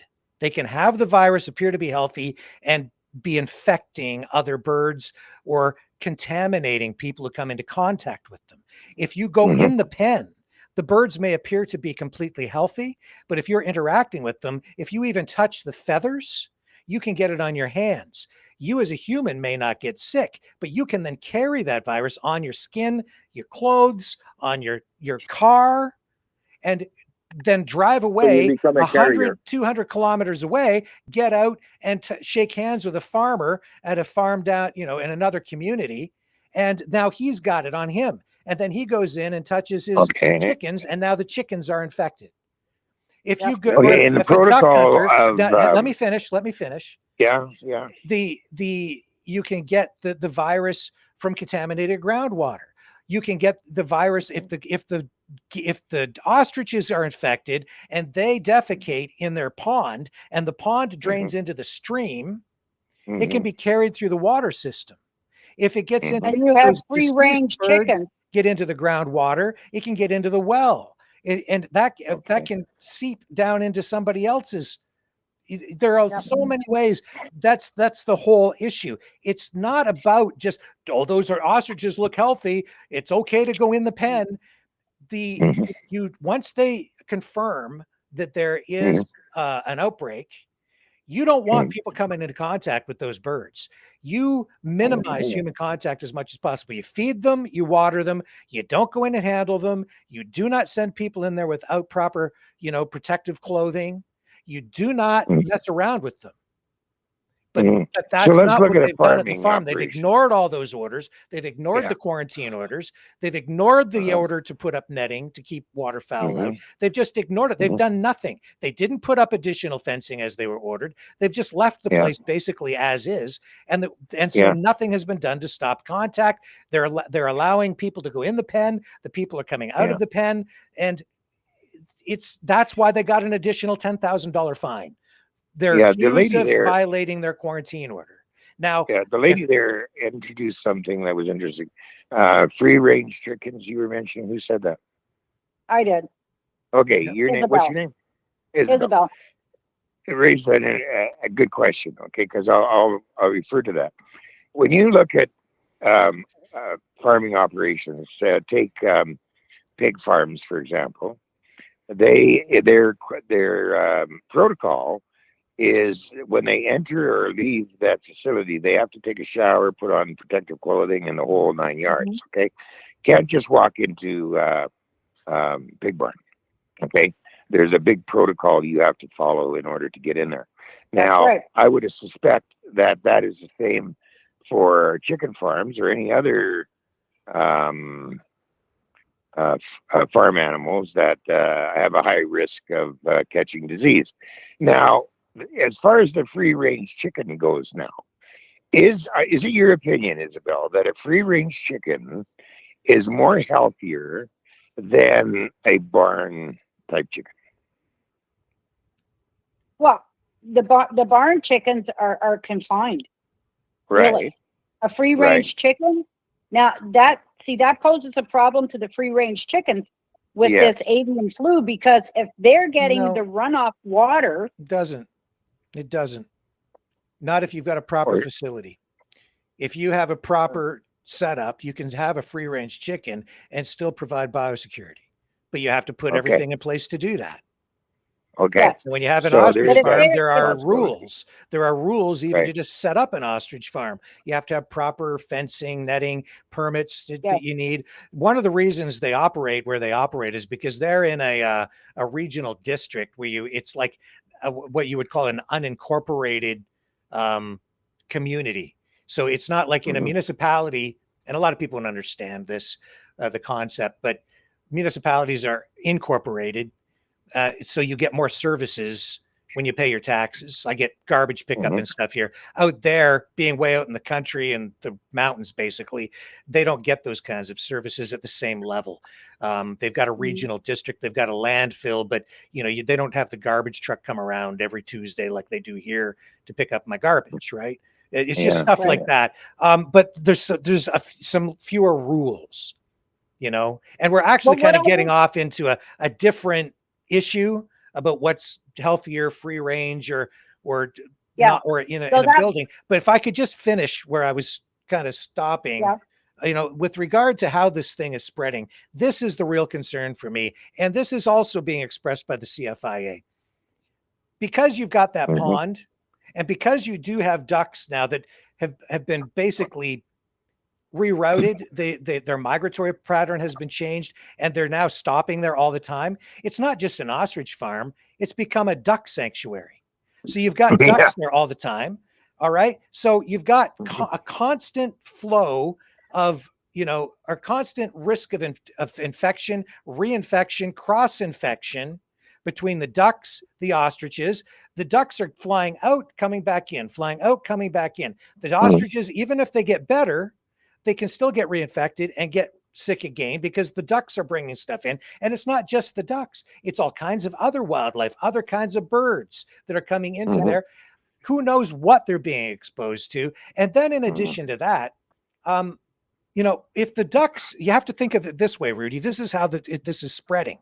Right now, those ducks in the summer are flying. I've looked this stuff up. They would be flying in a radius of about 100 kilometers to 500 kilometers, that flock of ducks, and keep coming back to the farm.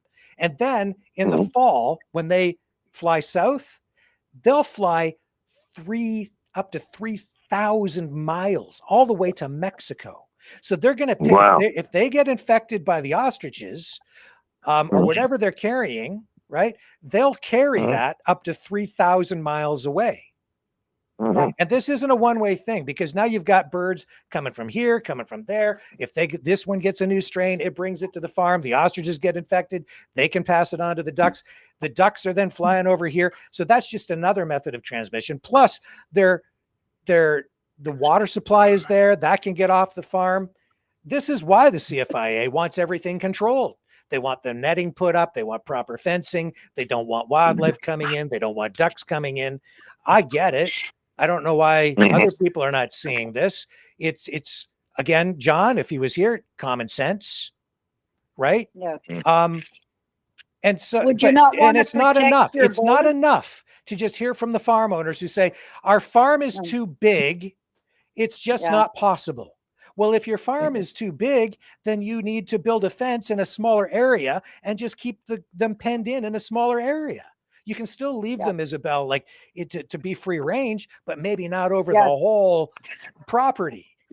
And then do whatever you have to do to mitigate the risk. My question too was, they're not really the owners of that farm, are they?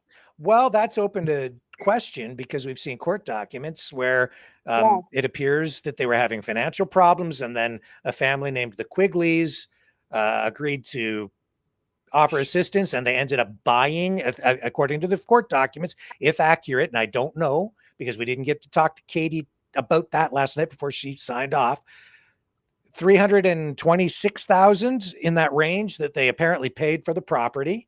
They appear to be the owners, but the Espersons and the Espersons continued to stay on the farm. It looks like they were paying rent in the range of about $1,200 per month.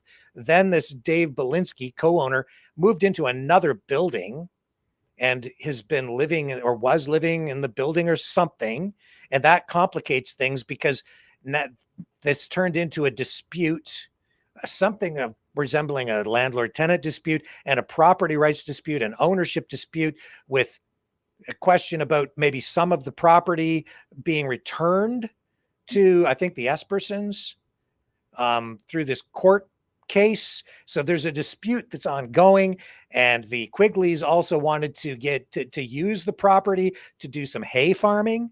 But because you've got, these people living on the farm, they haven't been able to enjoy the Quigleys haven't been able to come in there and use the property. So that's what I was reading. I don't know how accurate that is. That's what has been posted on social media and in a court document. So I'd like clarification on it. We weren't able to get it from Katie last night. If I was the owner of the land and this was going on, I would be pretty pissed off that they're causing all this trouble on my land. Well, it's interesting that this family appeared to be friends, or were friendly, and provided the money as some sort of a financial assistance, and then it turned into a dispute. Yeah. Anyway, I was just going to finish off on the farming aspect.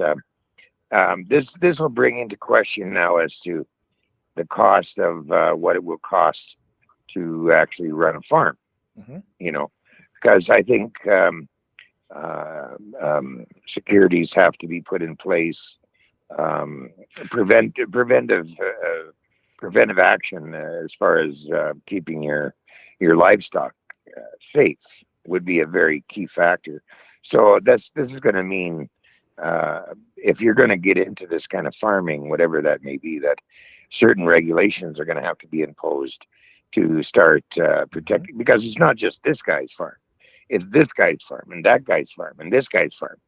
You know what I mean? You don't want one farm like this, the Ostrich Farm, producing this problem, and it able to catch on to this farm and that farm and this farm and whatever. Yep. So this opens up a whole new can of worms, this thing. It sure does. I would say it appears that this The farm cost may of not farming. actually be the solution.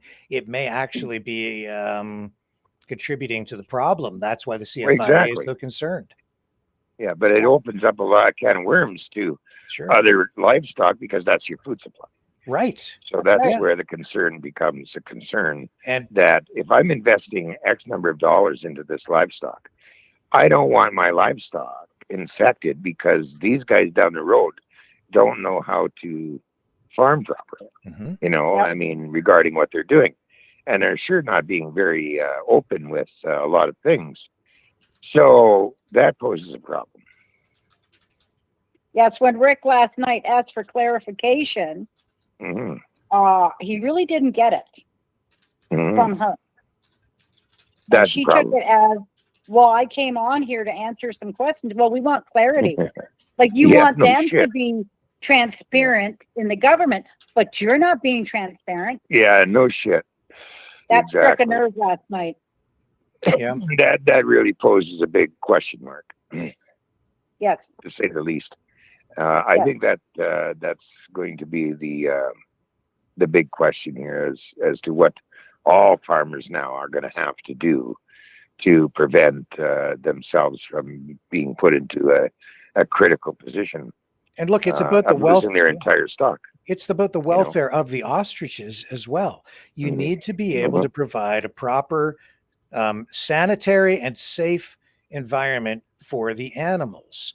We've seen through the court documents that some of these ostriches have passed away, that then they've died because of injuries, apparently slipping on ice and then getting tangled up in fencing and becoming severely injured, running into fencing, entangled. So it just raises questions about that. Plus being infected with the bird flu. So you end up with 69 dead. That's because they didn't prevent exposure to infected waterfowl. And if we know that the ducks specifically are a reservoir for bird flu, then you should be taking steps to make sure that your ostriches don't come into contact with ducks. But they haven't done anything. We also found out that lead poisoning is also a contributing factor with these ostriches too. Lead poisoning? I mean, they got two of them got shot. Oh, well, you know what I mean? Lead poisoning. I want to make absolutely. I'm not going to try to make any assumption here, but you know what happened in February? I mean, we had a farmer in Ohio who basically died from that strain of H5N1, right? Yep.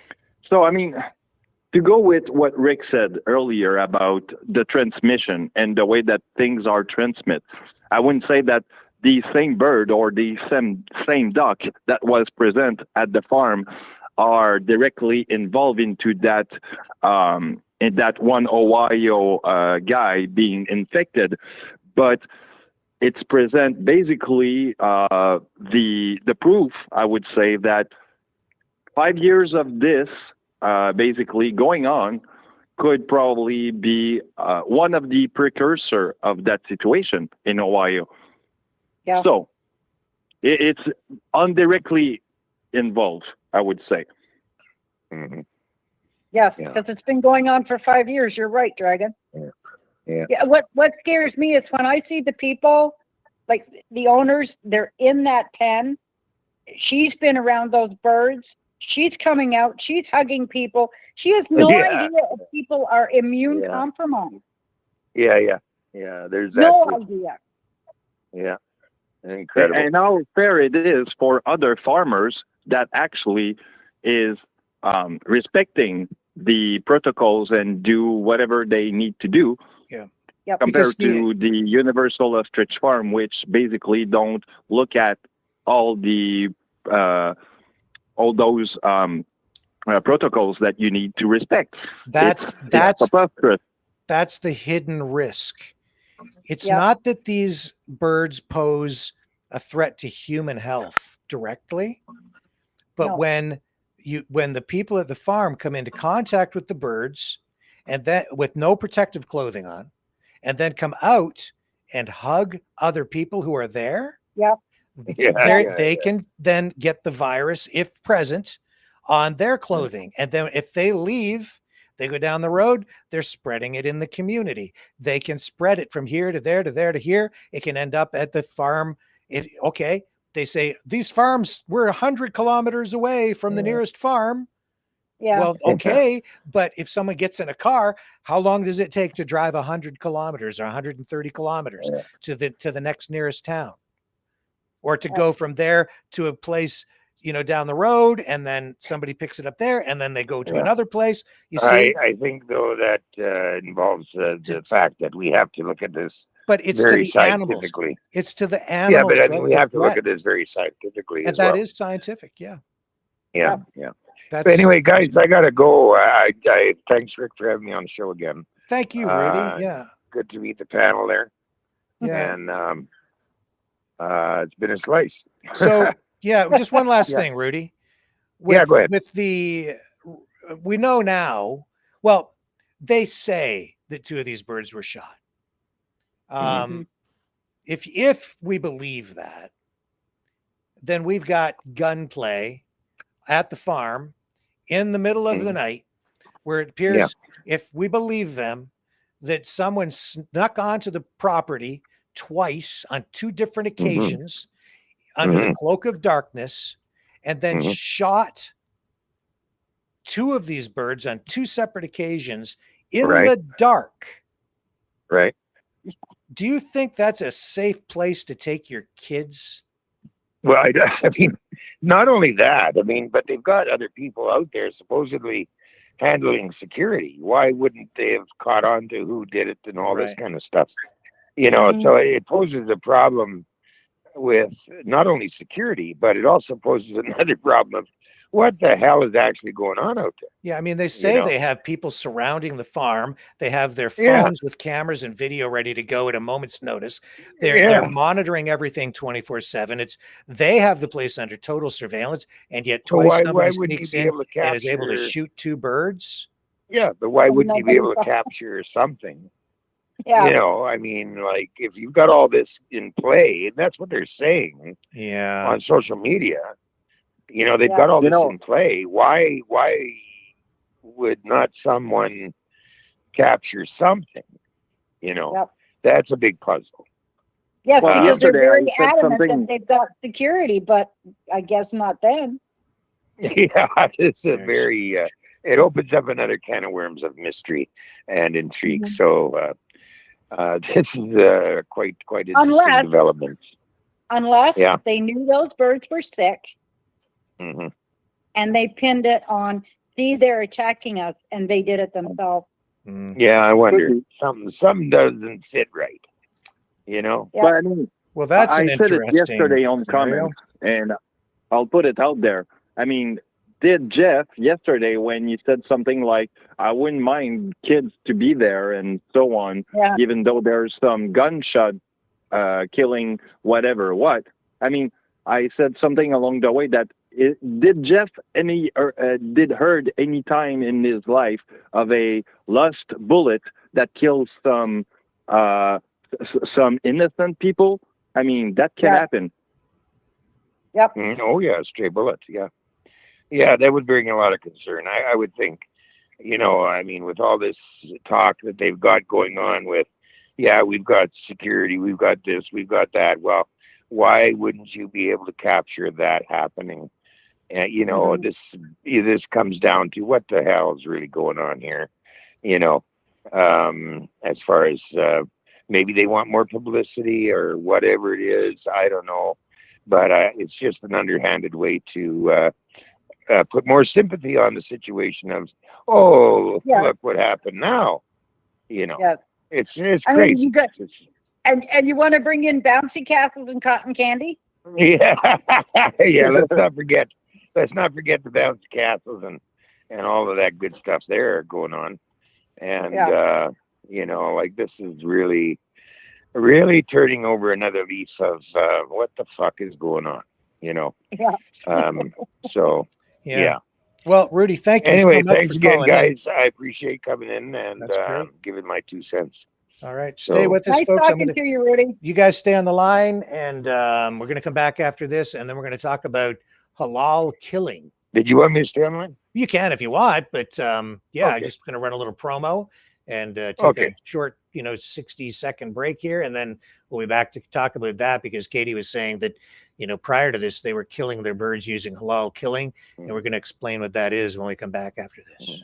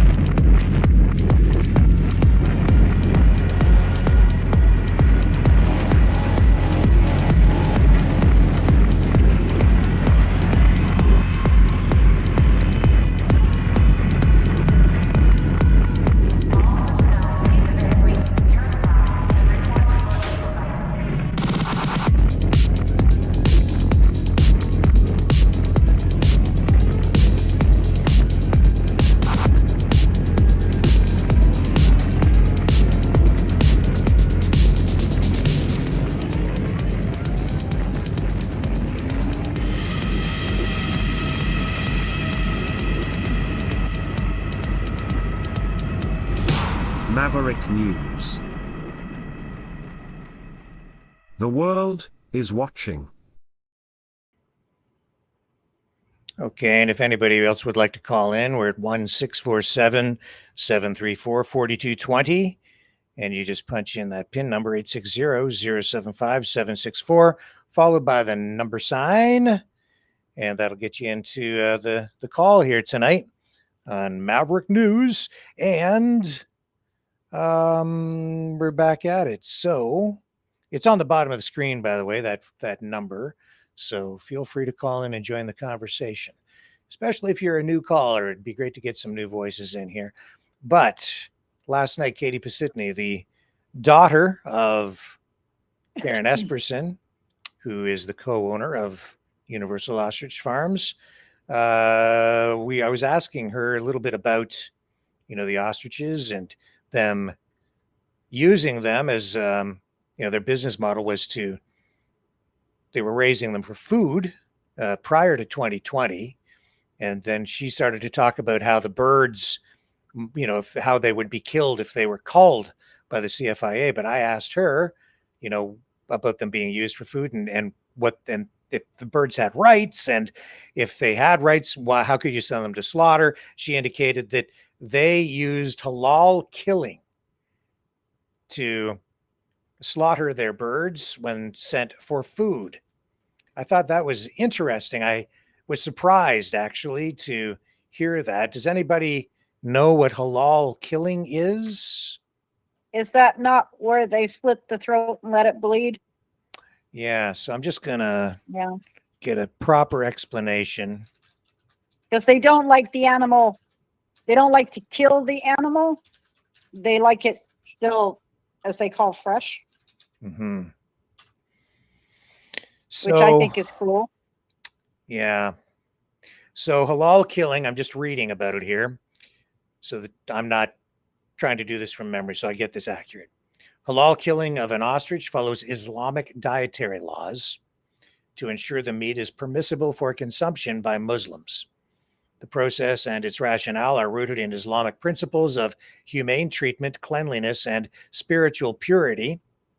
So halal killing process for an ostrich would include the slaughterer, who must be a mentally sound Muslim of legal age, makes a clear intention to slaughter the animal for food in accordance with Islamic law. The ostrich must be healthy and free from disease at the time of slaughter. It should be treated humanely, kept calm, and not stressed or mishandled.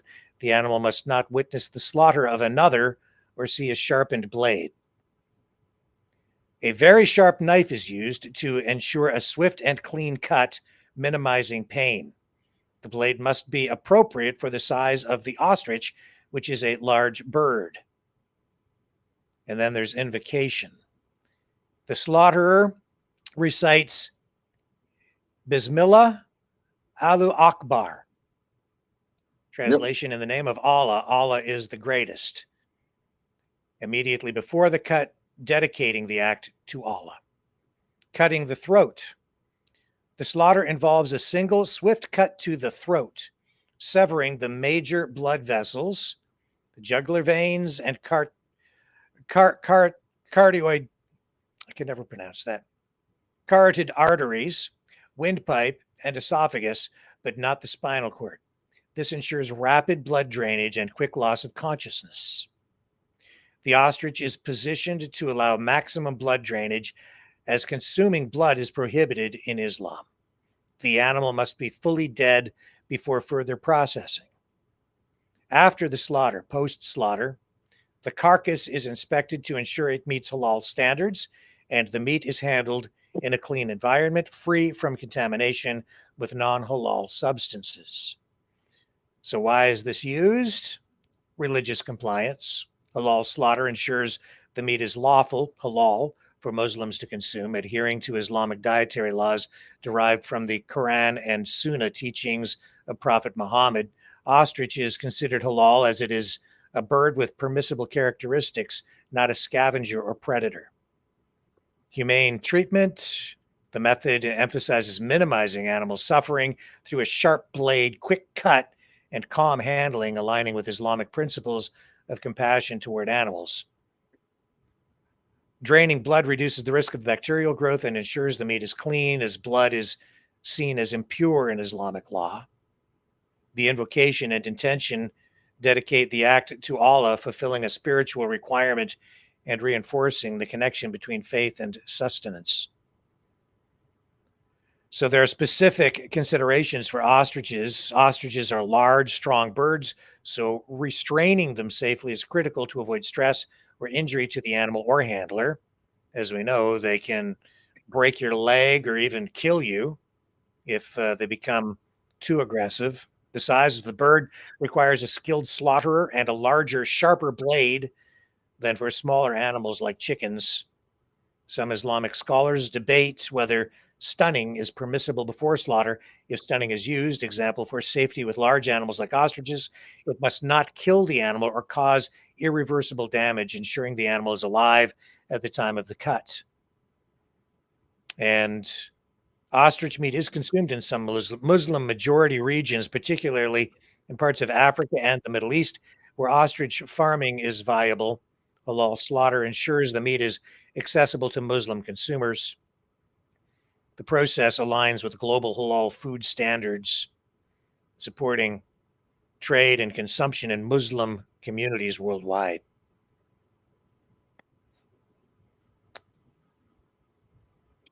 So, if people knew that all their ostriches were killed in this fashion, I don't think the regular consumer would want to buy it. Well, I mean, when I go to the grocery store, they have chickens there. You know, you buy those roasted chickens, and some are halal and the others are not. So people have a choice. But, you know, I was aware of what halal killing is all about. But there's, I was too. Yeah. So basically they cut the throat of the bird. Yep. Yeah, that's what they do. Which to me is the cruelest way to do it. Sounds pretty painful to me. Yeah, it sounds pretty painful to me. And again, when and a lot of the things that I've been reading from people who were in that faith and who've come out against it now because they suddenly see that Allah that they follow has been one of the cruelest leaders ever. And yet they follow this by slitting their throat. To me, which is the cruelest thing you can do to an animal. You cannot keep an animal calm. I'm sure the animal senses it's there for a reason. To just stand there and you know, you're going to do this prayer over the animal, and then you're going to slit its throat right back to the spine and no more. and then they drain the animal. And I'm thinking, no, no, no, that's not being gentle with the animal. Yeah, I mean, I'm not judging. I'm just, that's what she said. That's the way it was done. I know some people have issues with it. People can assess for themselves and make their own decision on where they come down on that. Yeah, I have seen it with other animals, bigger animals. They're not that maybe, I don't know if they eat cows. But I've seen it with large, I'm sure it was a cow that they did it with, that they slit its throat. And I thought, oh my God. Okay, that was it. That was a vision I still can't get out of my head. Because I thought that was the coolest thing ever. Yeah, see, with chickens too, like I think even conventional methods involve slitting the throat or chopping the heads of the chicken off to kill them, but they stun them first so they don't feel anything. Yeah. I mean, no. That's really got to take a callous person to do that to any animal. Yeah. But, you know, no stunning is generally used in traditional halal slaughter. Yes. It was interesting. You know, I understood why Katie didn't want to talk about it last night, but, you know, she was eager to talk about how they were going to be culled and the methods. And so too was Dr. Pellick. He was, you know, right there to talk about them being executed. Yes. By being shot. And not euthanized. Yes. Yeah, So words are important, right? But when I said, well, tell me what is involved in halal killing, what, tell me about the procedure. No, I didn't want to talk about that. I wouldn't talk about it because that doesn't look good. See, that's what I mean. This is what people are getting out there and online. You're getting a story, not the story. You're getting a narrative with cherry-picked information. And it's not what you're being told, it's what you're not being told that should be of concern to people. Yeah. So you want a full picture, you want honesty, you want transparency, but I don't think we're really getting it. We're not getting it because as soon as he said that word executed, no, we're not putting them in front of a firing squad. Yep, that's spin. They're going to be euthanized. And usually with some, I mean, I've had to euthanize a dog. Yeah. And what they did was they gave her a sedative first. And then they euthanized her. So she was asleep. Yeah. And they brought her out to me, which was, I couldn't take it, but they brought her out to me and she was already gone. And even the vet said, he said, you know, she's still old, her heart stopped. But we have to continue with the euthanization. Yeah. Because we're professionals and we're under law to do that. And that's what he did. Yeah. But that's not execution. That is not execution. Right, that's euthanizing. You know what? I'll tell you this, okay? And I'm just going with a scientific point of view here, okay? Back when people were guillotining for, you know, in France, you know, people were being shut off because of being, you know, criminal and whatnot, right? So there's some school of thought that this was probably not a good way to die because some were thinking, and there's some scholar that did try to see if people that were being cut off were still conscious after being cut off, right? And some suggest that it is your brain still function after after that blade cut your head off. So I mean, if that's a thing and if it's true, which we don't really know, but if it is, I mean, you think that an ostrich does not know what's happening to her or to them? I mean, no, they're really in the known. I mean, they're conscious enough to know what's going on with them, I'm sure. So that's just another point of view, but it's just, it's an analysis. Yes. I was, I don't know if I want to go down this road, but I was listening to a doctor who was doing wasn't a podcast. He was doing a video, and he was saying that when people donate organs, those people may be brain dead, as they say there's no brain function, but they cannot harvest organs from dead people. That's what he was saying. Because once the person actually dies, the organs die because there's no oxygen to the organ. And that made me think. That really made me think. I'm like, wait a minute. I don't know. That's a whole other issue. I'm not sure that's accurate. Well, he was actually talking to these students, and he was telling them to make sure when they do a diagnosis, because some people are on these machines to keep them alive, and they say, oh no, they're gone, and they're actually not gone. Some of these people can actually come back. Like they haven't actually passed yet, but they're diagnosed as being brain dead. And I'm like, wow. But it makes you wonder about the consciousness, right? I still think euthanization of the animals is, and I know that's what the CFIA is going to do. It's not execution. And it will be quick, painless, and quick. What they were doing for food was not painless. Yeah, and Isabel, I'm just looking it up here, and I think that's absolutely incorrect. In fact, I'm seeing it here. In order for the organs to be harvested for transplant, the donor must be legally dead. Oh, he was saying that they couldn't. Yeah, you cannot. No, you can't. I mean, it just even legally, you would be killing a person if they were still alive and you harvested their organ. You'd be killing them by taking the organs, and that would be in itself either murder or euthanasia, depending on how you look at it. But no, the people have to be dead, and then they only have so much time after someone does pass on in order to harvest organs for transplant.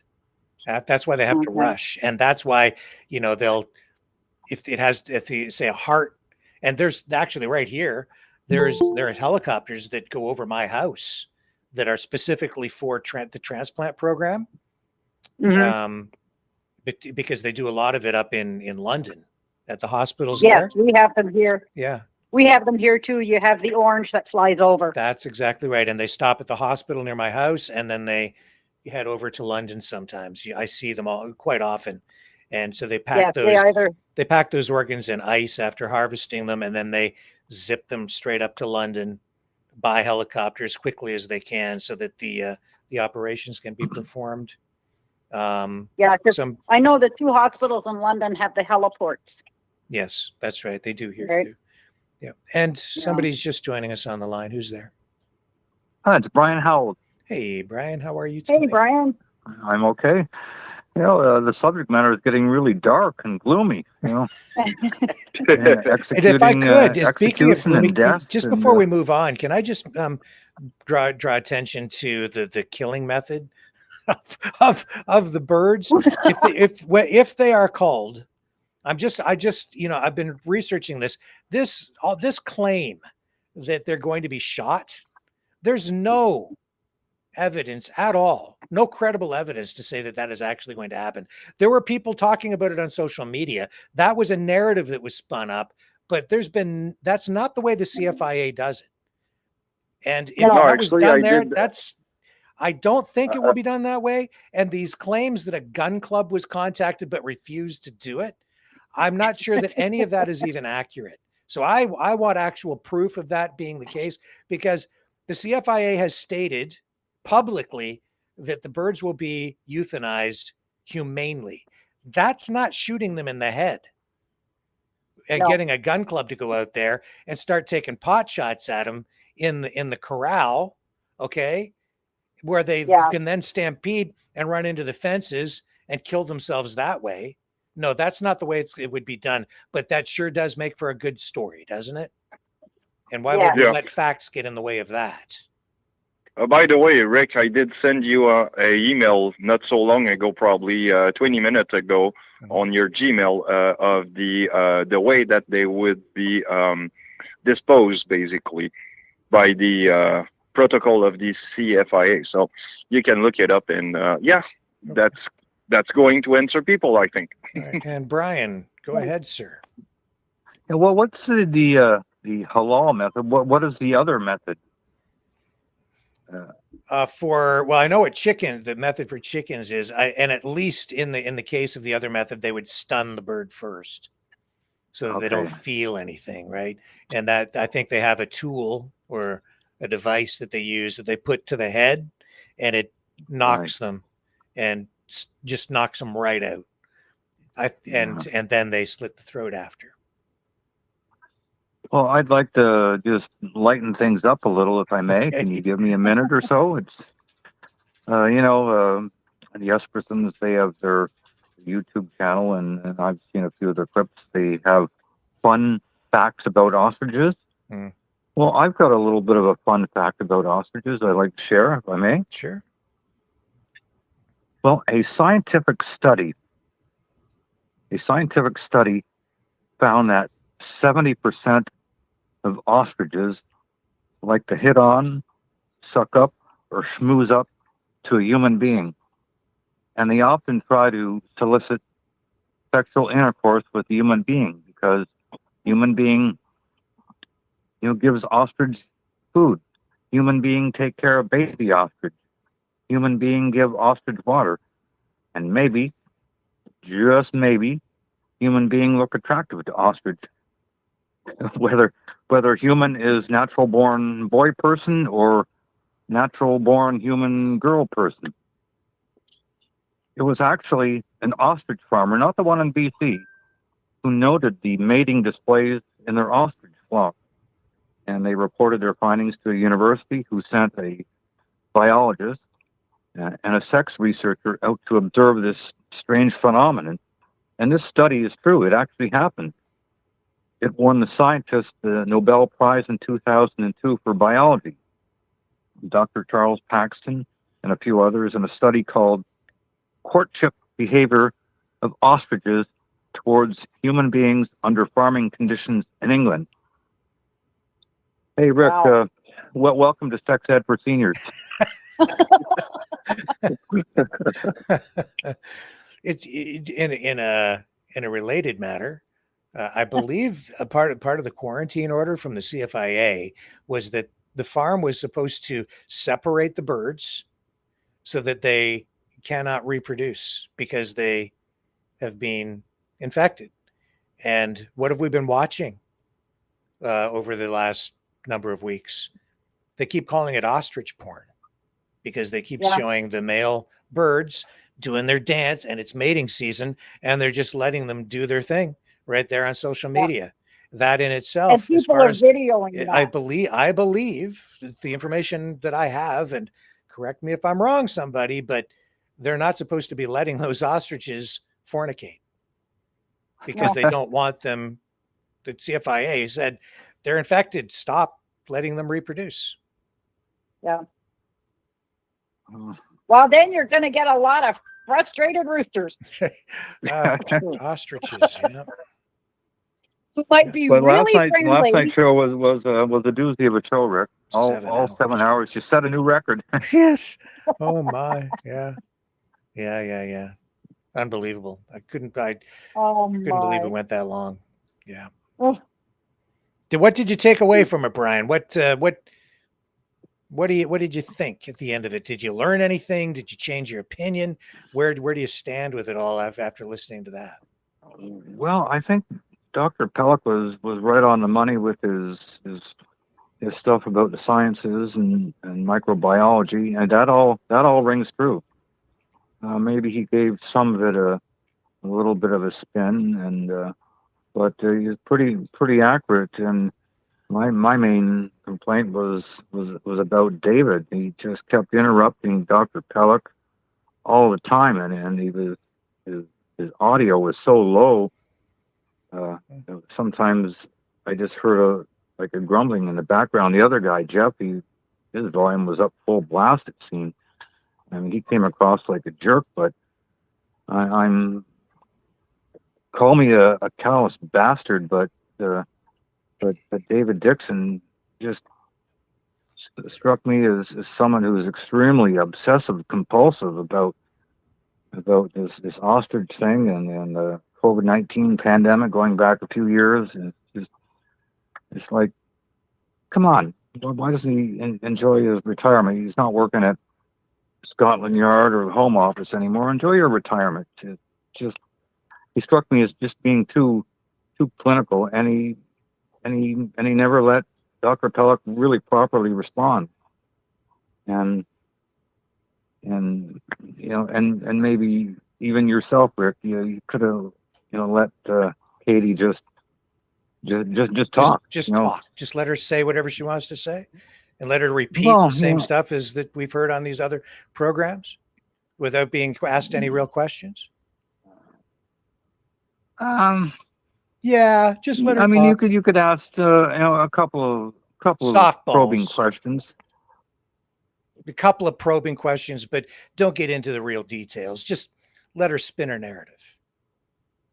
Yeah. Do you want the truth, or Well, you just want you do just that want to be for told the others, feel good story? I beg your pardon? Do you want the truth, or you just want me to let her make people feel emotional and for the feathery, furry animals? Well, just let her talk, Just let her talk. That's not what a journalist does, Brian. I don't just let people talk. I ask questions. And I told her the night before I was going to ask her real questions about the real issues. She jumped off the show. That's what. Well, that's not my fault if she doesn't want to answer real questions. If you just want me to say, what did you name that ostrich? How long have you had that one? Do you brush them? How do you feel when you watch them dance? You want me to ask questions like that? How do you feel about them coming in to kill your ostriches? You want me to ask that? Gee, Katie, isn't it going to be awful when they come to your farm and execute your ostriches? Yes, Rick, they're coming in here and they're just going to execute them. They're going to slaughter them. They're bringing in contract killers to murder my birds. You want me to just have her say that? Because they have rights. They're like our pets. These are our pets. We have 400 of them. We have names for each one. They're so special to us. You want me to just have her say that? You don't want me to ask her about, you don't want me to ask her about the donations. You don't want me to ask her, you know what she really got upset about was when I asked her about who is the big US donor who's helping to fund this protest / circus on your farm. Don't you think that's something that really should be wasn't of concern? a big donation? It was $10,000, wasn't it? $10,000. Oh, but that's not a big deal. We're not supposed to say anything about that. And she wants to hold the federal government accountable, or the CFIA accountable. She wants to hold everybody else accountable, but she doesn't want to reveal who it is from the United States who pumped 10 grand in there. And she's saying, well, if they're just buying food for everybody. No, they're not. They're by buying food. You know what they're buying? I'll show you what they're buying. It's not just food. It's what I was talking about last night. Let me show you. And you don't cross borders. That's the thing. Here's the thing, Brian. This is what they were buying. They were buying food. F-U-D. Farmers Underground Directory. It's fuck you. Food. Fear, uncertainty, and doubt. Fear, uncertainty, disinformation. They're buying food, all right. They're funding the protest. They're making it possible for the protesters to come, making it possible for the bouncy castles to be there for the children. But you did I hurt her feelings? Well, you know what? It's the facts don't care about Katie's feelings. And I would like for Katie to like me. And she seems like a very nice lady. But Brian, my job is to ask questions, not to be popular. So don't call up here and criticize me, lest I criticize you for criticizing me for doing my job, which you quite often criticize me for and say, you should be doing this, Rick, and you should be doing that. And fair enough, you can come on here and criticize it, but don't be surprised when I push back, because I'm doing my damn job. I did my job last night. She didn't like it because I asked her questions that made her feel uncomfortable. Too damn bad. People deserve to know. People have been asked to donate money, and lots of it, and they have. Over $250,000. And I think the people deserve some bloody transparency, especially when you're dealing with a virus that is spreading from chicken facility to chicken facility, putting our food supply at risk. That's what's putting our food supply at risk, is the virus that's being permitted to spread. The CFIA has identified that place as a real risk. And people are not taking it seriously out there. They're laughing about it. They're saying it's government overreach. It's quite the opposite. That the government is too powerful. No, it's not that they're showing that the government is too powerful. What they're trying to do there, Brian, is like everything else there. It's upside down. They're trying to show that the government doesn't have any power. They're challenging the government through this protest by defying every order that the government gives them, by not following any rules. They're saying this government is not legitimate. I'm sovereign as an individual over the government. That's the message they're sending. They're saying, I'm more important than everybody else. I, as the farmer, the individual, I'm more important than everyone. It's all about them. They don't give a damn about anybody else. They don't seem to give a damn about the birds. They don't give a damn about the other farmers in the area. They don't give a damn about the people down the street, their next door neighbor who isn't happy about all the things that's going on, you know, in their neighborhood. What about those people? What about their rights? Nope. It's all about the property owner rights, because the birds don't have the rights, but Katie has rights, and they're exercising those rights to an extreme. To a point, frankly, where some people would say it's a point of abuse of other people, because they don't respect the rights of other people. It's because the philosophy behind all of this is flawed. It's because our rights, they'll say, you know, they don't come from government. I'm above government. I'm sovereign unto myself. I'm a sovereign citizen. I don't have to follow the rules if I don't contract with you. But you do have to follow the rules. That's why even Dr. Pellick last night saying, oh, no, they don't need to follow any rules. There's no permits needed for anything they do. Well, there are. You can sit there and say, like I said to my wife playing around with her, I said, oh, we're going to set up our own biolab. I'm going to set up my own biolab. I don't have to follow any rules. She says, well, yes, you do. There are biolabs. And I just said, nope, no, there aren't. Nope, doesn't apply. Because that's really what's going on out there. No, the rules don't apply to me. And then they're using due process in a way that is sort of distorted. And when they lose in court, that's still not good enough. No fair do-over, no fair do-over. Rules don't apply. Let's do it again. And they've been given 6 months of due process. 6-month delay, when normally the government swoops in, and with the cooperation of the farmer who does care about their neighbor, because it's in their best interest as well. They just don't maybe even realize it, but it's in their best interest as well to make sure that their community is taken care of. They cooperate and they say, okay, let's do what we got to do. It's not pleasant, but I'll take the compensation and I will rebuild. Yep.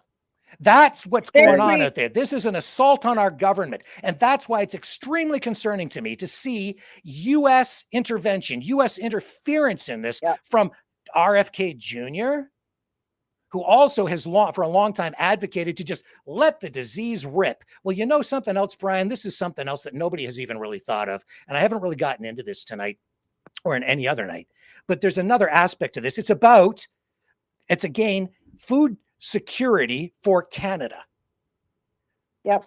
right? Because they're saying that the Katie, and maybe she means it, maybe she's just misguided. Okay, this Farmers Underground Directory, that's a group that was set up by a group that is supporting the Ostrich Farm. Okay, but they're selling, this is the attitude, they're selling stuff on the international market. They want to start trading food over the borders without any oversight from government at all. They want to sell things to each other in a private membership association so they can get around the law, because again, they don't believe that the law should apply to them, especially when it comes to food. But it should apply because it's about food safety and food sovereignty. So if you sell something to someone that isn't safe and people start getting sick, you want to be able to trace that stuff back. You need regulations in place to make sure that things are properly tested, that there are certain standards made so that people don't get sick or die. That's why those rules are in place. They're there to protect everybody. But there's another thing. It's about food sovereignty. And nobody's actually been talking about this, Brian. And so I take exception to your attitude and what you've been saying to me just now, because it's the opposite of what they've been arguing out there. They're saying that they're fighting for small farmers. Well, I will have you know that 90% of all the chickens that have been culled have, because of the bird flu outbreaks, have come from large corporate operations, not from small family farms. 90%. Now, what's going on? Why was RFK Jr. involved in all of this? Well, it's not being explicitly said, but the United States is going through a process right now of changing their policies with regard to the way their poultry industry is run and regulations and the way they're dealing with bird flu. And what they're really doing is they're lowering their standards because they're saying, just let it rip.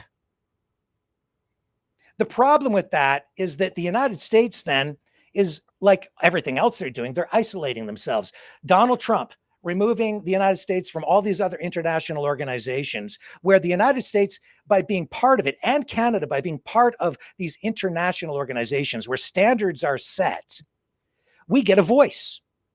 And so in order to trade with other countries, to send our poultry to other countries for trade, those countries are only going to accept our poultry if it meets a certain standard.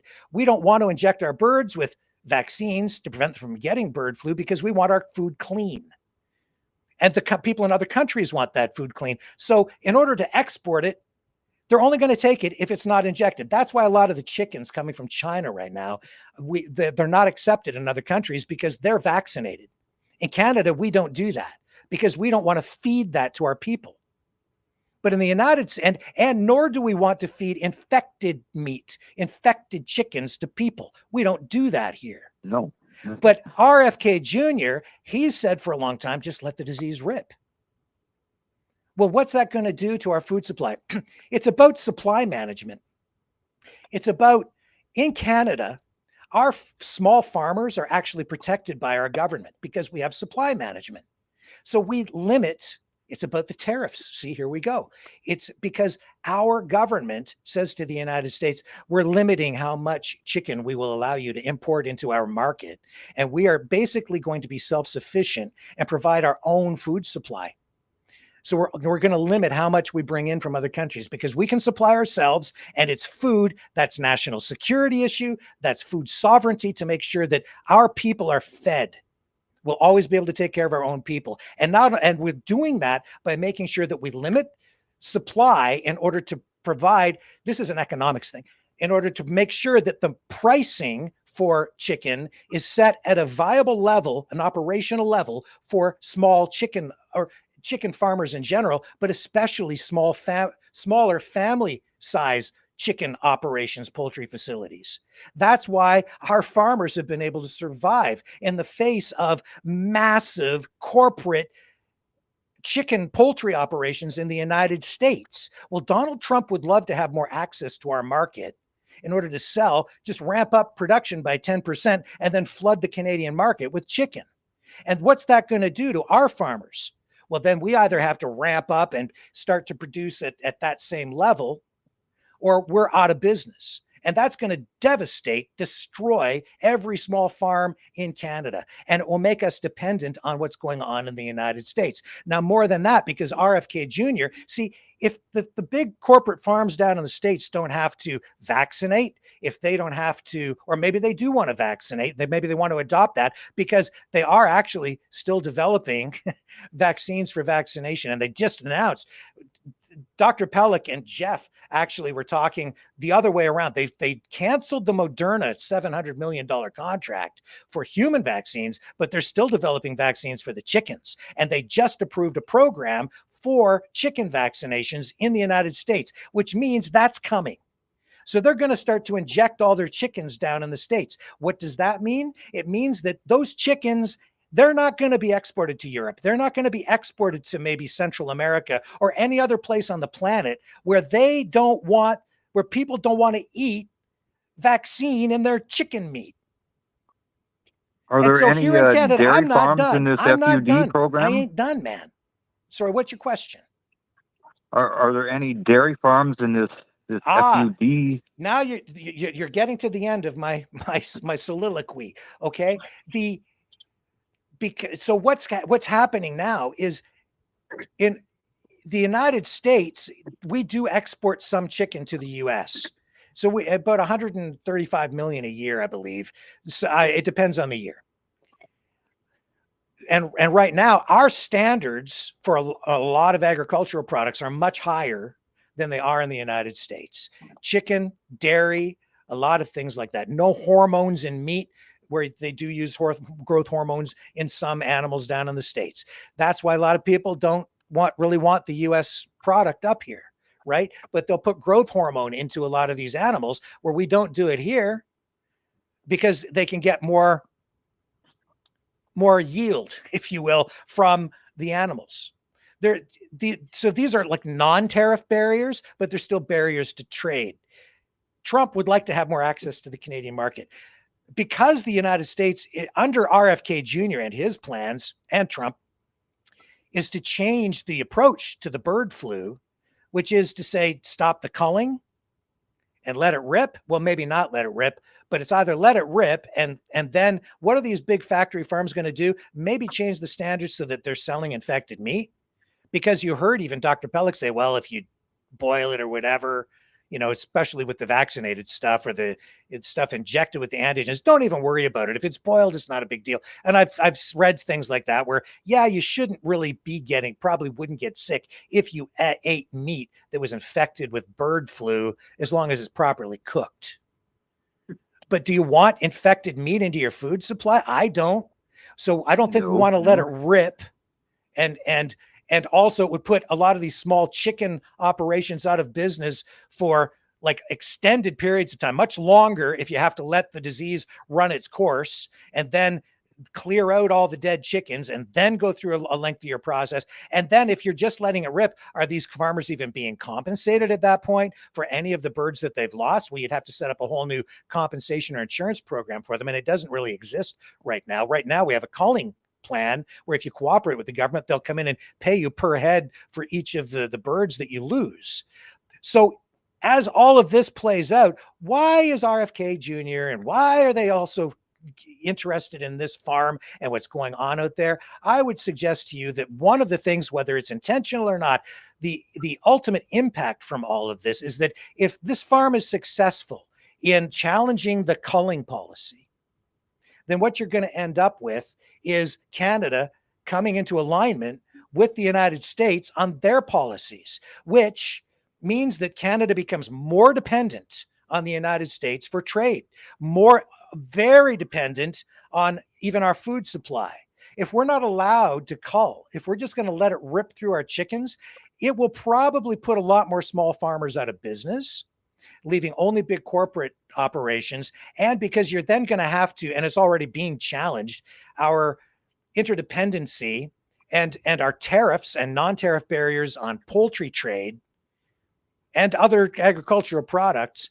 This because then the food supply in Canada, the poultry supply, becomes more destabilized. It puts incredible pressure on the industry and government to revise those policies and open the market up to more product coming in from the United States in order to stabilize the supply, to make sure that we still have it in the supermarkets. If we have the disease is allowed to spread through all these farms and you don't stop it, so then you're going to go through periods of time where you don't have enough production. And so, and I used to be more on the side of just free market and let it go, because, but not with regard to disease. I'm just talking about trade, and especially with dairy, okay, and things like that. But not so much anymore. Not since I've seen what's been going on with Trump and the tariffs and now these bird flu epidemics. Because here's the thing. And when I say epidemic, I mean within the poultry industry itself. The thing is, through this bird flu outbreak, Canada has been far more stable than the United States. Just look at what's happened to the prices of eggs on the US side. Skyrocketed because they've still proceeded with the culls and they've had a lot more die-offs, but they don't have supply management. We have supply management here, which is to say we have actually overcapacity built into our system. And a lot of the capacity is bled off, for lack of a better word. They'll destroy eggs to prevent, say, like too many birds being produced beyond the quotas that they put in place. And there are caps put on how much is actually produced in any given time by the farmers that are out there by regulation. So they're only allowed to produce so much. That maintains price integrity and a viable pricing so that the farmers can make a living and have a sustainable economic, like financial operation. It's sustainable financially. But because they have extra capacity, if we have a drop off in productivity, or because there is a bird flu outbreak and maybe a culling that has taken place, or culls in a particular geographic area, there's overcapacity to built into the marketplace. We've made sure that our farmers are working in a viable, resilient, sustainable operation over time. So we've got food security and food sovereignty nationally. But if we just open the market up to foreign competition, if we had years ago, in the face of all this right now, we probably wouldn't even have a poultry industry here. Certainly not a Canadian poultry industry. We would be reliant, probably mostly, I'm sure of it, on US supply. So that's why, because as they change their policy in the States, they need Canada. They need us to be in alignment with them, because they're not going to be able to trade with other countries. They're not going to be able to export their product once they start injecting those birds with their vaccines in order to keep them alive as they let the virus rip. This is the unspoken part of this whole thing. This is, I think, part of what is in play here. It's not the whole story, but it certainly is part of the story. It's an important part of the story, maybe the largest part, because, Brian, it isn't even just about the poultry industry at this point. You just go back and look at the creation of the People's Party of Canada, the populist party that's in alignment with Trump. You start going back and looking at the history in Canada of where all that started. Where did the PPC come from? From the dairy industry. Why? Yeah. Because Maxime Bernier, the leader of the PPC, was opposed to tariffs, or to tariffs, and not so much tariffs, specifically supply management of the dairy industry. And so I didn't know that. Yes. So and I remember vividly, Andrew Scheer won the leadership by 1%. And the reason he was able to defeat Maxime Bernier for the leadership of the Conservative Party of Canada, where Maxime Bernier had at one time been the foreign affairs minister, very well versed in, foreign matters of foreign affairs, although there was a scandal that sort of cost him his gig. But that aside, it was because Andrew Scheer, it was the dairy industry and supply management that was the key issue in that leadership campaign.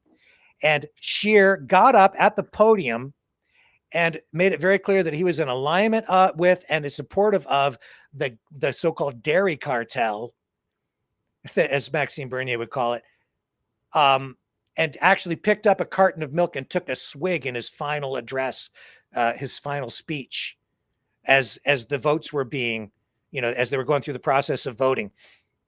And on the final ballot, Scheer won by 1%. 1%. Otherwise, Maxime Bernier would have been the leader of the PPC. The Conservative Party of Canada. Yeah. And then as a result of losing, he ultimately left the party and formed the PPC. It was all about the dairy industry and supply management. And what has Trump been talking about? The dairy industry. He wants access. He specifically mentions, and has in the past, and did again when he started rolling out this latest round of tariffs. It was all about the dairy industry. He put it on his stupid charts, even held it up and pointed to it and talked about it. Because he says that it's unfair, and it's true. We do have tariffs in place to protect the dairy industry in Canada, but that's not really the entire story. We don't export to the U.S. milk. It's about supplying Canada with a stable supply, food supply. It's about. Well, we've got a good milk marketing board. So right. And so the milk marketing board is all about that. It's about quotas for farmers. They can only produce so much milk. That way they control the pricing to some degree in the marketplace so that we're supposed to pay more for our milk. But here's the thing. This is the other reason I'm not so opposed to it anymore. I've sat here within the last 2 months on at least 2 occasions, I've gone online and I've compared the price of milk, say from a Kroger supermarket in Detroit to a supermarket in Windsor, Ontario. And you know how much more we end up paying for milk? Maybe 10 cents, for 4 liters of milk.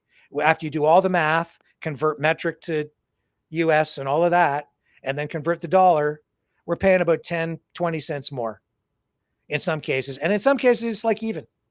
It's about the same. But we, as a result of these policies, we have a sovereign food system. We are self-sufficient. So in the face of international pressure, international, or in the face of viruses that threaten our food supply, we seem to be coming out in a much more stable, better position. Or in the face of trade wars, we have a food supply so we can feed our people at the very least. So no matter what happens, as bad as it might get with the auto industry or the oil industry or anything else, we have food. Well, that's pretty darn important for a country. And that's pretty darn important to make sure that your country is actually a viable, real thing. Because it's your ability as a country to maintain a peace, order, and good government, right? Well, in order to maintain order, you need to keep your people fed. Otherwise, you're going to have an uprising and pretty upset people. Well, if World War III breaks out, you know who's got food? Canadians, because of our agricultural system. And you know what else we have? We have control over our system. We get to say what goes into our bodies. It also provides bodily autonomy because we get to say whether we're putting hormones in or not. We get to say whether we're injecting our livestock with antigens or not, or with anything else for that matter, because we have our rules. And while people sit there and say, well, you're part of the World Health Organization, or you're part of the WEF, or you're part of the World Organization for Animal Health. Yeah, well, those are guidelines. And whether we like it or not, if you're not part of those organizations, if you want to trade with any other country, you're still bound by whatever regulations those countries you choose to trade with put in place. If you want to export to them, they're just not going to take your product if it's not up to their standards. So too with Canada. We don't take a lot of the stuff from the States because it doesn't meet our standards. We say we're going to produce it for ourselves. That is sovereignty. That means that we don't take a dictation. We're not dictated to by any foreign government or any foreign or even world organization. We take guidelines, but in the course of doing that, we may compromise a little bit here or there in order to facilitate international trade, but that's because we are actually part of those organizations. So we get to sit at the table and we have a voice in formulating those guidelines. But even with those guidelines in place, we're not legally bound to those are not binding things. We still have a say over what happens with our food supply. We get to decide. That's why we have quotas and tariffs and things in place. Even as we belong to those organizations, we say to the United States, yeah, we're part of this international trading organization, the WEF or whatever, but we still don't care. We're going to have supply management for our dairy industry. We're going to have supply management for our poultry industry, because we value our farmers. We value our smaller operations. We value our food sovereignty, our bodily autonomy. We value the right that we maintain and preserve for Canadians to make decisions about what goes into our food, how our agriculture is run. We are not going to be dependent on anybody else anywhere in the world to feed our people. That's really what's at stake. So when I see what's going on at that farm, it's actually quite the opposite, because if they undermine the authority of our government to go in there and cull those birds, even now, if they defy that, if they undermine the authority, then our system falls apart. And when the system falls apart, we're vulnerable then to anything that happens. If it just becomes then anything goes, we have no standards. If we have no standards, we can't trade. And if we have to bring ourselves back into alignment with some sort of standard because there's political pressure coming from the United States of America and big time donors who are funding bouncy castles at a farm in the middle of nowhere in Edgewood, BC, well, then I say, call the damn birds, because the whole agricultural system, our economy, our food sovereignty, our country is at stake. It's really that serious. It's just that it's not really being conveyed to people that way, because it's about more than fuzzy, furry, feathery animals. It's about filth. It's about a virus infecting things and killing inhumanely chickens by the thousands and millions whose brains swell up and they bleed out internally. But listen to RFK Jr., Mr. Chemtrail, who's like, just let her rip. Don't euthanize them. Just let them suffer and die. And you know, there's a eugenics aspect to this too, because these farms, what were they involved without a universal ostrich farm? Selective breeding. They're trying to, through selective breeding, create a superior strain of ostrich. Only the strong survive. Let the weak die. Let all the weak ostriches perish. Let all those sick chickens, if they get sick, just let her rip. Don't worry about the weak ones. Why haven't the CFIA gone out there yet and done? Because we respect people's rights in this country, because we are a democracy. We're not a dictatorship. We're not an authoritarian regime. We do give people due process and we respect property rights. Not that the ostriches have any damn rights, but Katie does. And so does her mom, Karen. So does Dave Belinsky, the owners of the farm. We respect their rights and we do give them due process. And so when they sit there and say, no fair, government overreach, no, they've had plenty of due process, and the system has honored and respected their rights. They've had ample opportunity at this point to challenge all of this in court. So they had a stay through the courts preventing the CFIA from going out there and performing the cull. And now you've got and then after they lost in court and they're like, no fair, do-over, no fair, government overreach, after 6 months, it's a bit much. Now you've got the protesters and the bouncy castles right on cue to again now, and people apparently throwing rocks at CFIA employees when they're driving around in the area. So, and you know, possible confrontations, talk of gunplay, like all of this and all this public relations propaganda pressure that's being brought to bear on this thing, and a narrative that's been spun up to just portray the birds as victims and they're going to be murdered when they have no rights, but they were being killed by halal method until 2020 and just used for food. No, man, it's a circus, and it's upside down, because we do respect the property rights. And even now we've delayed the call again, because we've given the farm the opportunity to again challenge it in court. We've actually given them the do-over in the face of this threat. While the mallards are still flying in and they've defied the quarantine order and they don't care, and they let Karen go into the pen and get pecked by the ostriches and brush up against the birds and be exposed to anything that may or may not be in there, and then carry it out. And they laugh and say, you can't change the migrant. You can't encourage ducks to stop here. Anyway, that's a lie. That's CFIA misinformation. It's right on their website. No, it's not. It's not misinformation at all. As I pointed out last night, go look at the history of the Jack Miner Bird Sanctuary, where he changed, Jack Miner in the early 1900s, changed the migratory patterns of Canada geese and ducks. And now thousands and thousands and thousands stop in Kingsville every spring and fall, because it's a safe place where they can get a bite to eat. And it's a tourist attraction now. And people laughed at him back then. You absolutely can change the migratory patterns of the ducks. And if you can do that, you can also put up some freaking netting to make sure that your birds aren't exposed to waterfowl that are a reservoir of H5N1.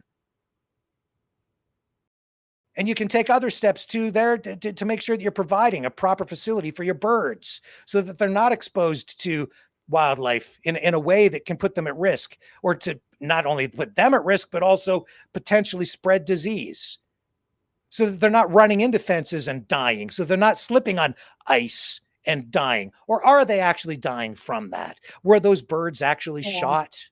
Were they? Because when I'm looking at the neck of that thing, they're saying it's an exit wound, but it sure looks like a knife slice to me. And so why is that? It doesn't add up. I showed the picture on here, and I'd have to go looking for it right now. Wasn't prepared for this right now, Brian, but my God. And where are all the birds? We're getting verbal assertions that, you know, oh, there are this many and it's 400 here, but I'm like, there's at least 20 or 30 that I can't account for just from what they've been talking about. Where are the rest? What's going on? Did they get the bullets from the dead birds? Well, no. That were supposedly shot. No? How much investigation is the RCMP going to put into a couple of dead birds? Even though, and then when they're asked to investigate and surveil the place, then the cops are criticized by the protesters, saying, well, "Why are you surveilling the place? Don't you trust us? You're just spying on us because you don't think we should have the right to protest." Government overreach. No, you asked for surveillance. Yeah, they're going to surveil everybody, including you, because you're a suspect too at that point. Because when cops do their job properly, they don't take anything off the table when they start making an investigation. For your backyard biolab. I'm sorry, what? Acme Biolab. What about Acme Biolab? Hello? Yeah, I'm still here. I think are we losing Brian? Well, that's my tirade tonight. That's my speech. Brian was giving you a name for your backyard biolab. Oh, Acme Biolab. Well, yeah. Well, we've got to, you know, if you... I'm sorry, but I'm not sorry. Everything I've said is true. Every damn thing. This is not just a pandemic that could explode with the animal. This could become a food pandemic on our food. It could become it is an issue of food stability, Isabel. That's what's at the heart of this whole thing. We're trying to make sure that our food supply is stable, that it's clean, that it's not going to kill people or make people sick, that it's going to keep people healthy. And I don't know about you, but you can tell me that it's safe to eat chicken as long as you cook it if it's been infected with bird flu. But I don't know about you, but I don't really want to eat birds that have been infected with the bird flu. No. So I don't care how much you boil them eggs, I ain't going to eat them. That's where I'm at, and I don't really want to eat a lab animal. No. And I'm just talking about the bird flu end of it here. Now you've still got the biolab stuff that is of extreme concern to me, and I'm sorry, Dr. Pellick is saying, "Oh, it's no big deal. You can get that stuff at the pharmacy, or just call up this lab." And I'm going to call him tomorrow. I'm going to ask if I can buy some to set up our biolab, since everybody's doing it. And that's the other thing. If it's so easy and anybody can set up a biolab in their backyard, basically, or out on their farm, if everybody can do it, then why is this operation so unique? Why is this operation? Why does it have to be saved? Just because, I don't know. It's easy. Anyone can do it. You don't even need a permit to run an open air bio research facility where you're injecting birds with, whether it's a pathogen, as David would assert, and I don't think that it is actually a straight up pathogen, or an antigen. Yeah. The antigen is a protein, but that's because it's been rendered or supposed to be rendered neutral or inert. But even then, if you're conducting experimentation, you don't know what the result is going to be. And it's actually a portion of the virus, or it is a synthetically produced derivative or equivalent of the virus. And therefore, you're injecting it into an animal and as an experiment. And therefore, by definition, as an experiment, you don't know what the outcome is going to be. You have a hypothesis, but when you're doing something novel, new, research, you don't know what you're going to get. And when you're messing with the immune systems of these birds, and it says right on Immune Biosolutions website, which Universal Ostrich Farms was working with, it says right on there that they are hacking the immune systems of chickens. Yep. And therefore, they're doing the same kind of research to produce antibodies that would then what? What are they doing to the ostriches if they're not doing the same damn thing? And if you're messing with the immune systems, and you clearly are, because you're stimulating the immune system to prompt the production of antibodies artificially. If you're doing that artificially as an experiment, you don't know what it's going to be doing to the immune systems of those birds. You really don't know. And therefore, I'm questioning, why are these birds getting sick? Whether they're injected with a pathogen or an inert substance or a portion of a virus that's been rendered, non-transmissible, or whatever you're doing out there, it's an experiment. Why did these birds get sick? Why did they die? Well, we know it's because they became infected with the bird flu. Well, I guess their immune systems weren't strong enough to prevent them from getting infected. Okay, well, so I can go on and on about this, but the reality is this is a mess. And it's not a proper research facility, as the CFIA has pointed out in court, in their documentation. It doesn't meet the standards, but they don't care because the rules don't apply, don't need a license. But like Dr. Pellick said last night, like you tried to ask him, he hadn't seen the actual antigen that she was purchasing. So he doesn't know, and he wouldn't come clean with it. Oh no, but it's an antigen, and I work with but you didn't see the one that she had. And even though, Isabel, if it is an antigen, I still don't care, because it's an experiment, and you're injecting it in order to get a response from the ostrich. All right. Now, here's the other thing. We showed Dr. Tsukamoto in Japan, again, injecting himself, which is extremely unorthodox. Okay. That's pretty weird. Like, not very many researchers will do that. So what I would suggest is, and when they kind of laughed about it and Dr. Pellick chuckled, I thought about that overnight as well, because I do think about things afterward. And I'm thinking, well, if it's that safe and you don't think it's a big deal, let's get a bunch of the antigens and we'll have an injection party. And all you guys out at the farm can all inject yourselves. Yep. And we'll put it on video, and you can show us how safe it is. How many people out there want to inject themselves with the antigen that they've been injecting into the birds, like Dr. Tsukamoto did? Any other takers out there? Anybody want to inject themselves with the COVID antigen, that they're the experimental COVID antigen all cooked up by Dr. Tsukamoto? You want to get it injected into your arm there, Isabel? No way. Who just joined us on the phone? My phone just clicked off. It's Brian How about again. you, Brian? You want to inject yourself with the experimental COVID antigen from Dr. Tsukamoto?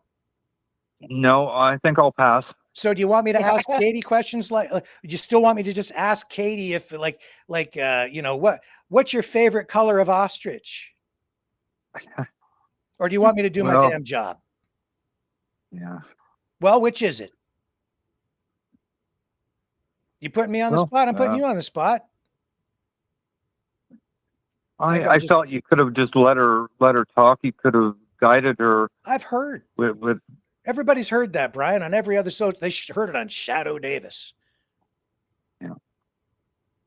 So you just want me to let her repeat the things that she said on the other channels? Because at that point, they're just exploiting this platform. They're exploiting me. They're just exploiting you. They just want access to you. That's what they wanted last night. They wanted access to the platform so that they could then just repeat their narrative and spread their message and promote what they're doing and get people to donate and support them and lose trust in our institutions and buy into the idea that not that our government is engaged in overreach, but that our government has no authority and that they, as individuals, are supreme over everything, that they dictate. But that's not the way our system works. No, and But boo-hooing you on did camera give her a doesn't full get me. hour at I the sure start of did. the show. Yes, I did, as I promised, and I would have given her as much time as she wanted. She limited herself. I said at least the first hour, I dedicate it to you, so you have a voice, not like 4 other people. They wanted to bring Shadow Davis on. They wanted that Jeff guy wanted to be on with her. They wanted Dr. Pellick on with her. They wanted 3 or 4 other people. And I think they might have wanted Jim Kerr on too. They wanted 3, 4, 5 other people on with me at the same time. And I said, no, it'll be me and Katie. And I'll give Katie time to talk. But I said, I will ask her real questions. It'll be one-on-one, and then we can get down to the nitty-gritty. Then we'll get real information, real answers to real questions, not just, it's narrative. And I told her in advance, I said, I'm not like those other social media podcasts. I'm old school. I'm a fossil.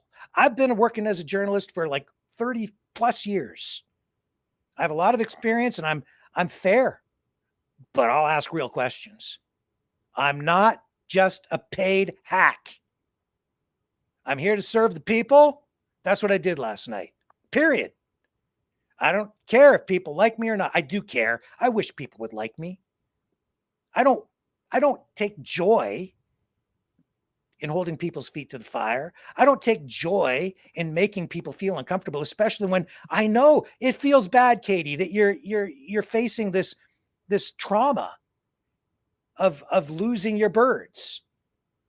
But a lot of this they've brought on themselves because they have not cooperated, and now they risk not receiving any compensation at all.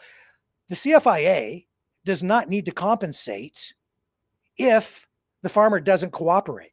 If they do what they've done here, the reason is there's a real good reason. It's not because they're being vindictive. It's because it costs us, the taxpayers, money and puts other people at risk. But mostly it's about the legal costs. You take the CFIA to court, it costs us time and money. It not just in court, but just the time involved in dealing with the matter. The staff. Somebody new, I think, is popping on the line here. Who's there? Hello, go ahead.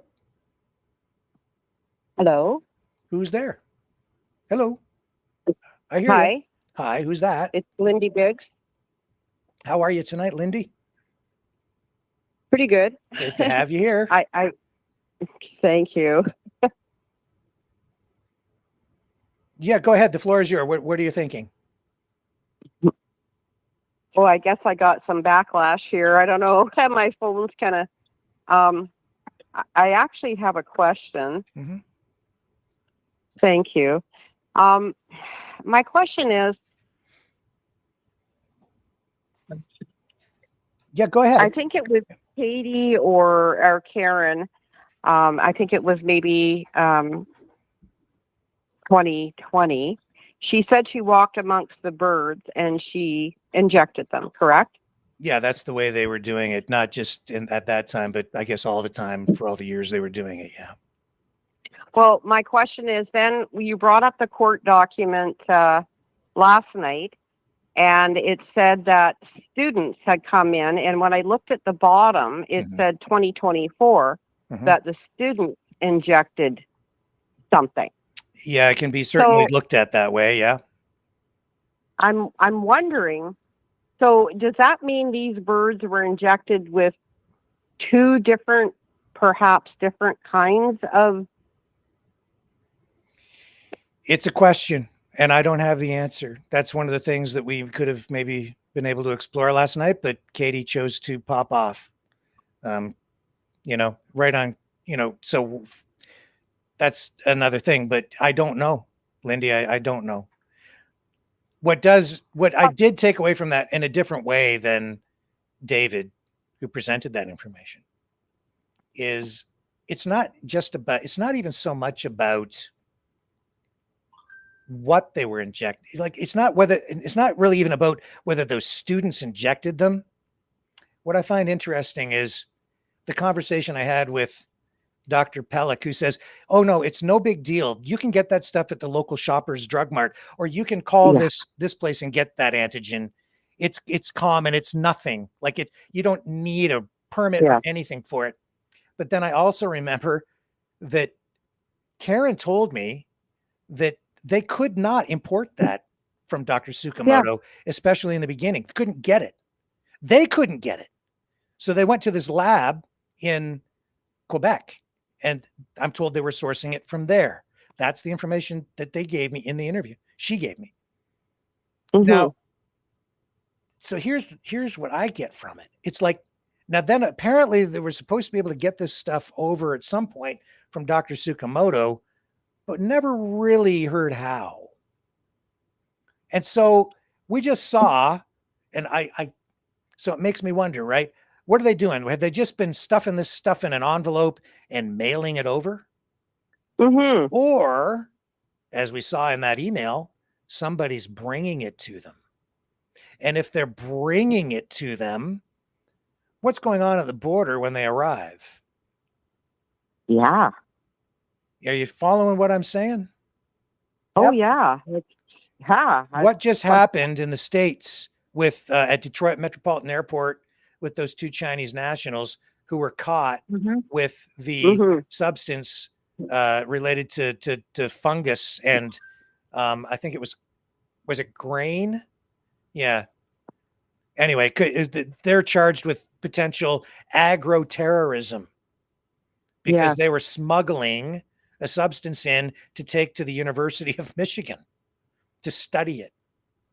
Now we've got Japanese nationals working with Dr. Tsukamoto, who's been radio silent on this throughout, and an email showing that they were sending students over here to the farm.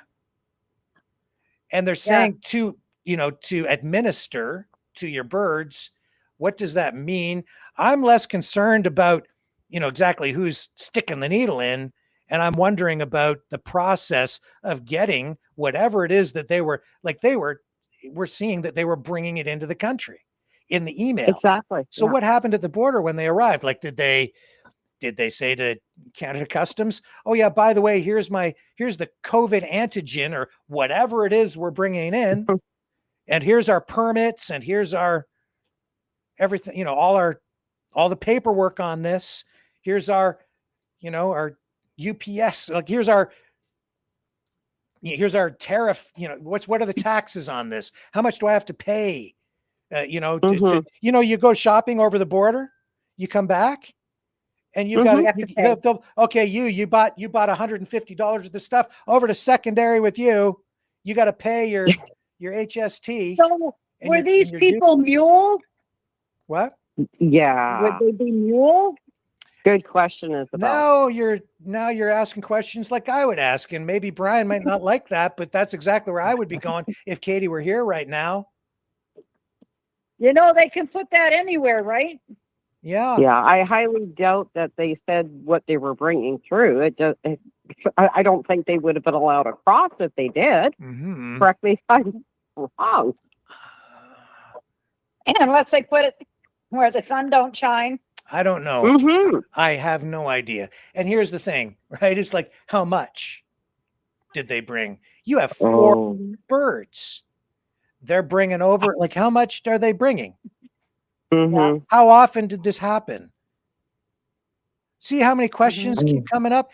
So, Brian, do you want me to ask questions about that if Katie comes back on? Or do you want me to ask her about, I don't know, what, did Sally Did you have a wedding ceremony for Sally and Johnny, the ostriches? Yeah, point taken, Rick. Point taken. All right. Yeah. Yeah, there's an awful lot that's very curious. And I was thinking that the other night when she said they were bringing it from Japan. Wait a minute. How? Yeah. Yeah. How? I mean, we're alert to what's going on in China, Japan, and all this stuff. And then they catch these ones with this, stuff. Well, maybe these ones snuck through and they've been sneaking through and coming as laboratory assistant. And what did I run on that video last night? They're putting these videos out. There's a video that the farm itself, as part of their team of PR propaganda people, they're putting it out. In the video, they say that the birds have been inoculated, not just with COVID antigens, but MERS as well. And I think it was swine flu or whatever it was. It was like at least 3 other things. But then when Dr. Pellick is on, he's saying, oh, I don't think that's true. I don't think it's right. Well, they're saying it. I didn't say it. They're saying it. And it's up online right now. And that's supposed to be a good thing. Yes. No. I don't think that's such a great thing. Not facility. This has been a real cocktail for those ostriches. If it's true, if it's accurate, they're saying it, not me. Yeah. But they're putting it out there. It's like the reason they're saying it is because in the minds of these people, it's like, this is a great thing. We can make antibodies to solve all these problems. And even the antibodies themselves, again, like what have they actually produced from these antibodies? Hair stuff to make your hair grow? Yeah. Masks that glow in the dark if they come into contact with COVID, maybe. Did they have lozenges that are supposed to what? A nutraceutical to fight COVID? And why does Dr. Pellick even care? Because I watched a video from him who he asserts that COVID only, is like a point whatever percent fatality rate. Really, I don't know. He doesn't even seem to be concerned about it. So why do we even need the study? But even that 0.%, that's people's lives. Yeah. And he was just fluffing it off like, oh, I bought 3 hats today. Excuse me? Those were people's lives. So I don't know, Lindy, what do you think? Oh boy. Oh. Yeah. I'll just put it this way. Absolutely surreal. Yeah. I'll just put it this way. Rick gave us basically the perfect recipe for a mutation. Sorry to say, but that's my scientific common sense talking to me. And like I say, I don't have a PhD, but I got common sense in what comes to medicine and science. So, yeah. Well, you're going to get mutations anyway, but. Yeah, I guess it just makes you wonder what is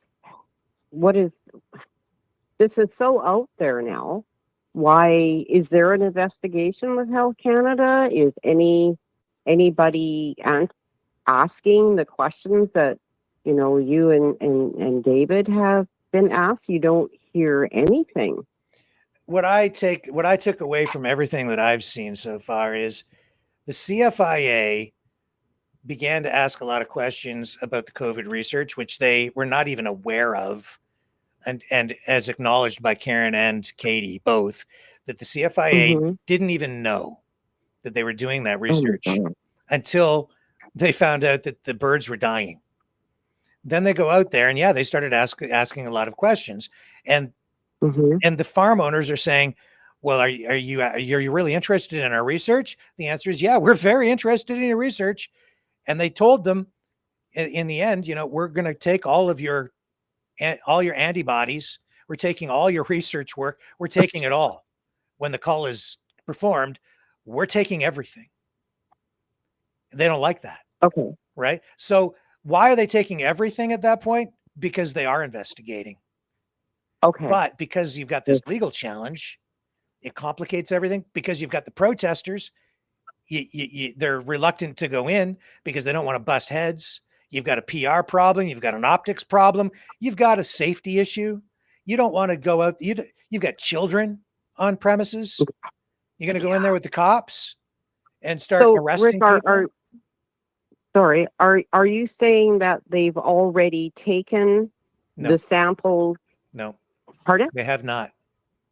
They haven't. So as far as we know, they're still there. Yep. And nobody has any of these vials per se. Not unless they should still be there. They were ordered not to move anything off the premises unless they have. Well, Katie said they had it at the house, right? Well, that seems to be the case. So at the time of the call, the CFIA says they would confiscate everything. See, that's the way the cops work. I had an experience with the Ministry of Natural Resources at one time. I ended up going to court over a guy who shot a crow that I put on TV, and they wanted it's a long story. I'll tell it another day, but I learned something from the experience. This is why I'm an old guy, right? I bring a lot of experience to the table. It's not all of it good, but valuable lessons learned. The cops will come in. They're not your friend. And it's not just the cops. It's these regulatory agencies as well. Not to say that they're not looking out for people. They are. They're just doing their job. But you need to realize that when you're talking to them, they're investigating you. They're interrogating you. They might act like they're your friend, but they're interrogating you. So when they were sitting across from Katie and Karen, or the farm owners, asking about the research, they're asking, but if you say something where you tell them that you've broken a rule or broken the law or whatever you've done, or you've created a dangerous situation, then they're going to take action, maybe against you or maybe to help you, but they're going to respond in whatever way they feel is appropriate under the law, because the rules apply. Even if you say no fair, do-over, doesn't apply to me. Yes, wife, I can set up a biolab in my backyard. No, you can't. There's a bylaw. No fair doesn't apply. Government overreach. I'm doing it. I'm going down to Home Depot. I'm building a chicken coop in my backyard tomorrow, and I'm going to get a COVID antigen. No fair, no rules. See, because the rules are there. It's just that some people choose to ignore them. And when they came in, they were beginning an investigation, but everything's delayed. But it may come still. It depends. So at this point, though, they, as far as we know, they don't have any sample from whatever she injected them with or the students. I would say they probably don't have any of that in hand. No, I wouldn't think so, because they haven't confiscated anything yet. And they could have got rid of this, and so for legal reasons, the CFIA has immense power. But even there, where you're starting to confiscate evidence from a scene, my guess is, and I'm not a lawyer, so I'm thinking that they probably wanted to make sure that they had all their I's dotted, T's crossed, everything in order, maybe get some sort of a court authority to go in addition to their inherent authority as the CFIA, but also legal backup through documentation and court orders saying we are lawfully allowed to take this property as evidence at the time, not just go in and say, we're the CFIA, we can do whatever we want. So that's probably why they didn't take it at that time. But they're conducting the investigation, and a lot of these things that 99% of the people out there won't understand, that won't realize what's really at play. That's why the people spinning the narrative on the other side are so successful, because they just tug at the heartstrings. Their job is easy. They just say, oh, you can't kill the ostrich, the poor birds, you're going to murderize them. right? And it's a lot easier to destroy something than it is to build something. It's a lot easier to criticize than to create. That's what And they're I doing. wonder, I wonder how much antigen they've gotten rid of before they actually get fed upon for a seizure. Exactly, Isabel. And was it the first that she supposedly has, or did they get rid of that one, or was it this whatever they brought over from Japan? Like that, they've had ample time to get rid of one, the other, or both, and we may never know what was injected unless I don't know, what, like an autopsy of some sort. And you would have to have that in a special lab to do that. And everybody would have to be dressed totally in hazmats with respirators. Good point, guys. Because I just worked in a medical assembly plant, and all we did was assemble a respirator mask, silicone respirator mask. I had to go through 2 clean rooms and be sprayed just to enter the assembly area. Yeah. And here we have this. And they're doing this? Come on. Can I put something in there? And that's what kind of bring me to what, well, actually you all said. Rick said that basically they were doing those experiments back in 2020. But the FCIA didn't came to basically to the notice of what was going on at the farm because of the bird that was killed by the virus. So basically they had no authorities or no authorization by the government or the CFIA or what else, other agency from Canada, Health and so on, to do those experimentation with proper credibility. So to me, basically, it's a form of I would call that there's a name for that, and it's basically a compost lab, or what you call well, the term is lacking on me now, but yeah, you get what I mean. It's basically a lab that is illegal. Yes. Oh, for sure. So all that Like being said, just to cover, things properly here, anything I've said hasn't been proven in a court of law.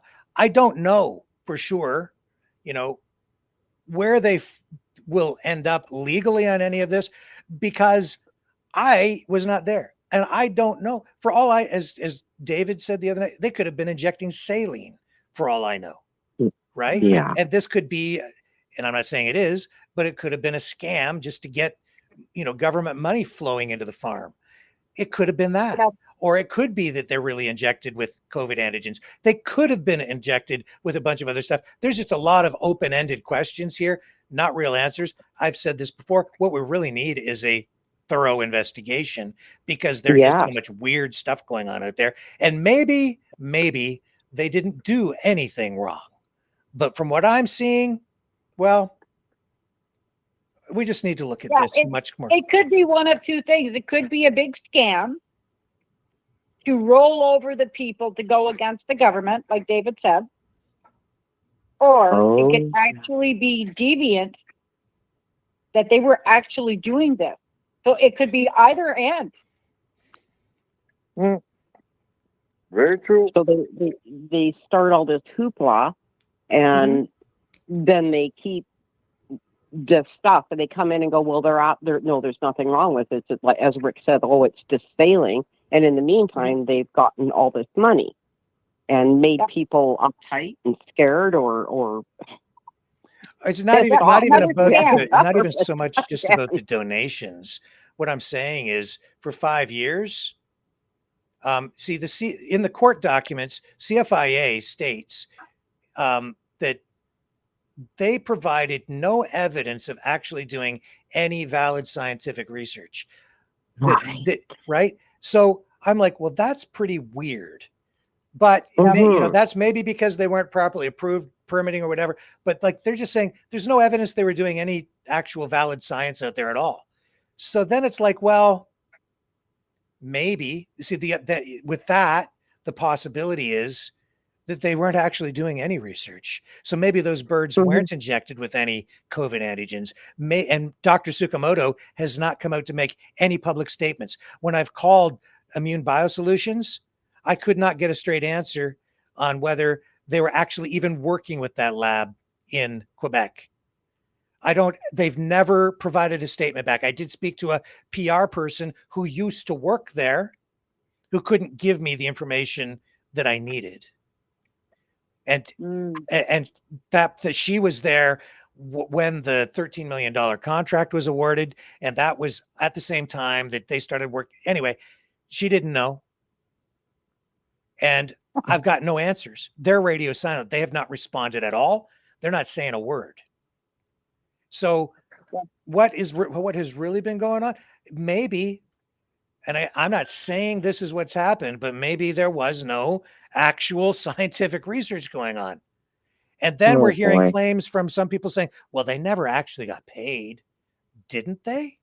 How have they been paying to keep the farm operational? If they went to research and then we're told, but they never actually received any money from the Biolab in Quebec, but that's who they were working with. Where's the funding? Like, where's the money coming from? What were they doing? How were they sustaining this? Do you know what it costs to keep 400 or 500 ostriches alive for a year on a farm?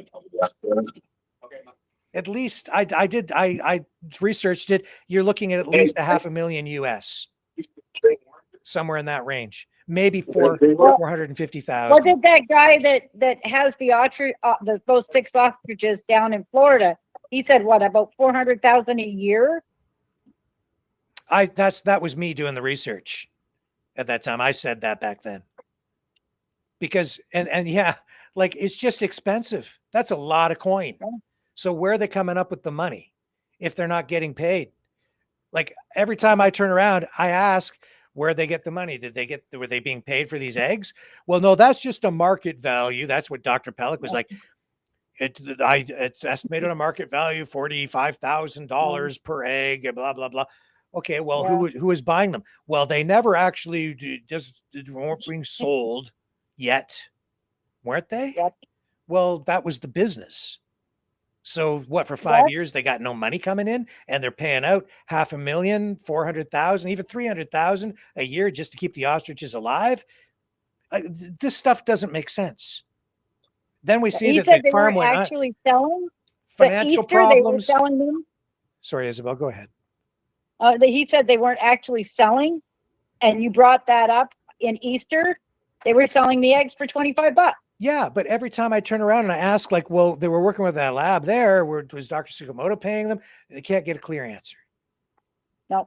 And it's always, no, we weren't being paid yet.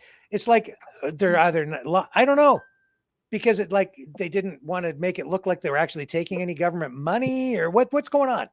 It just doesn't make sense. You can't run a business for 5 years and have no income, like no revenue coming in. And have all these expenses.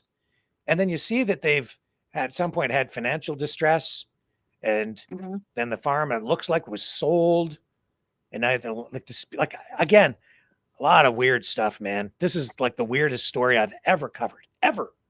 Weird. Yeah, and you don't have anybody that wants to dispute it, like the lab they were working with or Dr. Tsukamoto in Japan.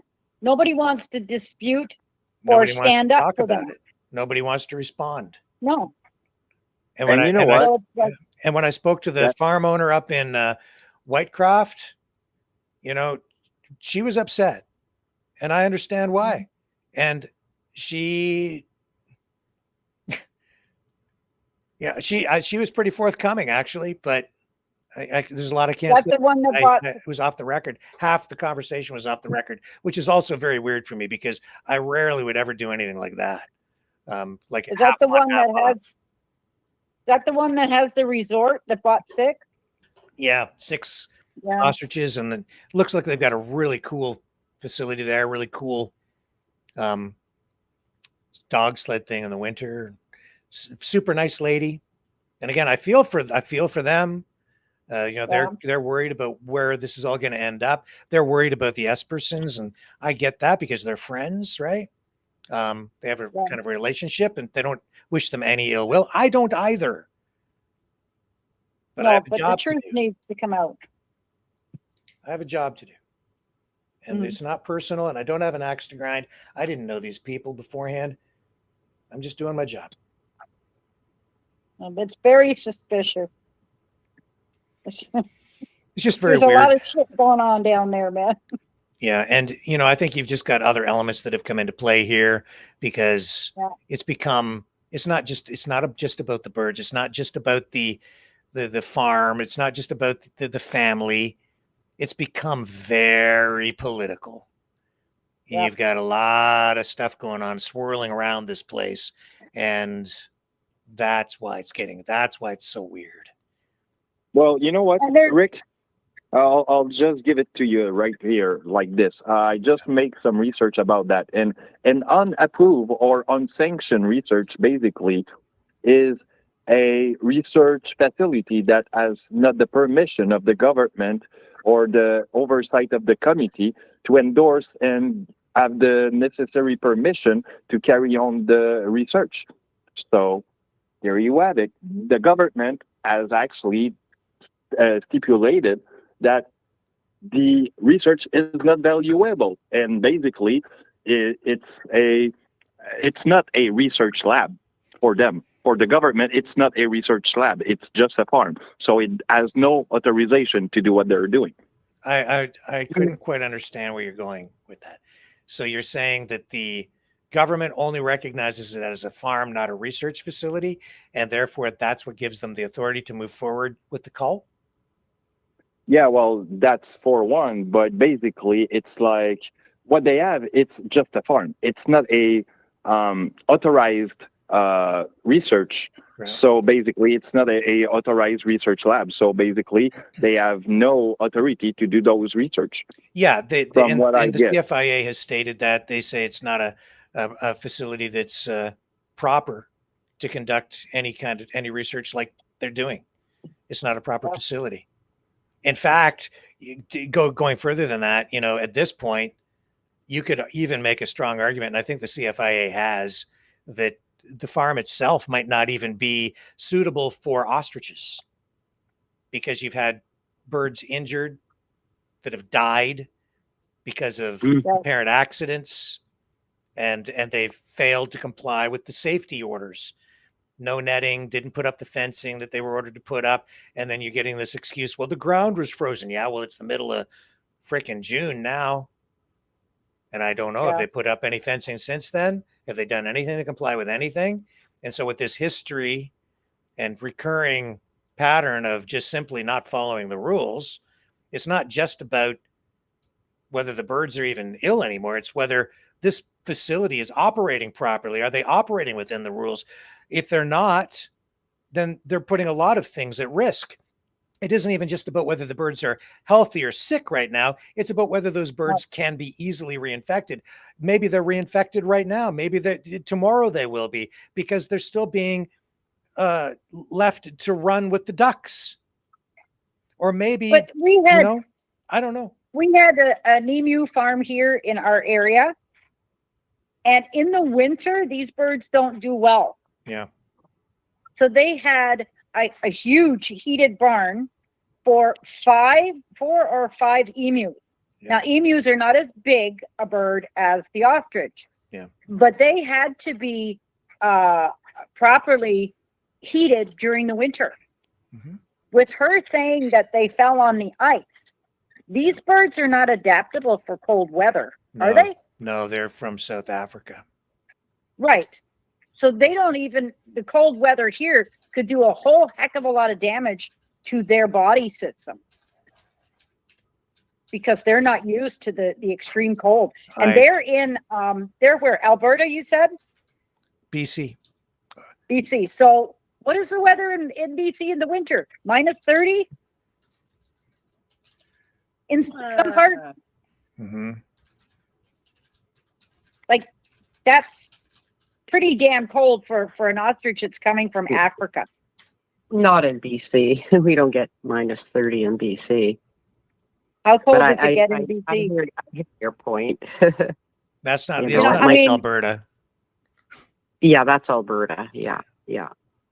I mean, but just that change of temperature, they're used to high humidity or dry weather. The point you're making is well taken, though, Isabel, because I'm just looking Yeah, it up here, and where those birds are native to, it really only ever gets down as cold as about -5 Celsius. Yeah. That's about the coldest it I will mean- ever get there. Yeah. I mean, I have a Chihuahua and he was born here in Ontario. But let me tell you, when the temperature drops a little bit, he needs a blankie. And that's just in the fall. He is not accustomed to cold weather. And I look at him and go, oh, you don't even come from Africa and you shiver. I could just imagine these poor ostriches going, what the hell happened to the weather? Yeah. You know, and they're Well, I'm gonna sign off, Rick. Okay, Brian, my friend. I've got a name for your backyard lab. Okay. Acme Biolab. Yeah, maybe we get a Roadrunner Yeah. logo or something to go with it, right? Yeah. So anyway, good night, Rick. No hard feelings. No. No, none at all. I appreciate it. Thank you Yep. for calling in tonight, Brian. A pleasure. Yeah, as take always. care. Thank you. Have a good night. You too, Brian. Good night. I'll be calling you. Don't Good worry. night, Brian. See you on the flip side. Okay. Well, let's go around the clock and get a final thought from you guys, and we'll wrap up for tonight. Oh dear. Who wants to go first? Isabel, you go first. You go first. Well, just don't have any ostriches for supper. Yeah. Go with chicken or turkey. They don't run quite as fast. They're easier to catch. Oh, before you guys are done, I have to bring something up here. Okay, you keep going. I have to show you something from Sandy before we sign off tonight too. So you guys are next. Okay. All right. Who wants to go next? Do you want to go, Lindy? Well, let's go. Go ahead. I'll leave it to you. No, go ahead, Dragon. You go first. I have to think.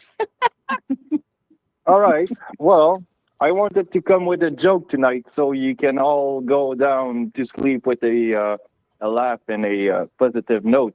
So, how do you call a fish with no eyes? Fish with no eyes. Fish with no eyes. I don't know. What do you call a fish with no eyes? It's really simple. A fish. A tish. A fish. There's I no don't get eye it. in I don't get it. Now you get it. Oh. What are you talking about? I don't know what you're Take talking out about. the eye, Rick. S. S-H. Fish. What? I'm a little slow. I'm How'd you also call it distracted. I'm trying to get this thing up for everybody. Just take up the I letter of the word fish. That was a good one. For goodness sake. F-A. Fish. I got a last one for you then. It's going to be a better one. Let's do it. How you call a pork doing some karate? A what? A pork doing keratin? Yeah, kung fu, if you will. Oh, karate. Pork chop. Oh. Pork You got it. It's pork chop. Yeah. That was an easy one. Okay, Lindy. Lay it on me. Well, I guess all I really have to say is I just thank you for bringing all this information to us and the integrity that you have and just sticking to your guns and not letting anybody tell you how to do your broadcast. I just really appreciate what you do for us every night, Rick. Thank you very much. Thank you. That means a lot to me. Thank you. 100% agree. Yeah. And everybody contributes here, even Sandy, especially Sandy sometimes, and especially tonight, because she sent me this that I want to share with everybody. She says she's a doodler, and she doodled this for us. Here it is.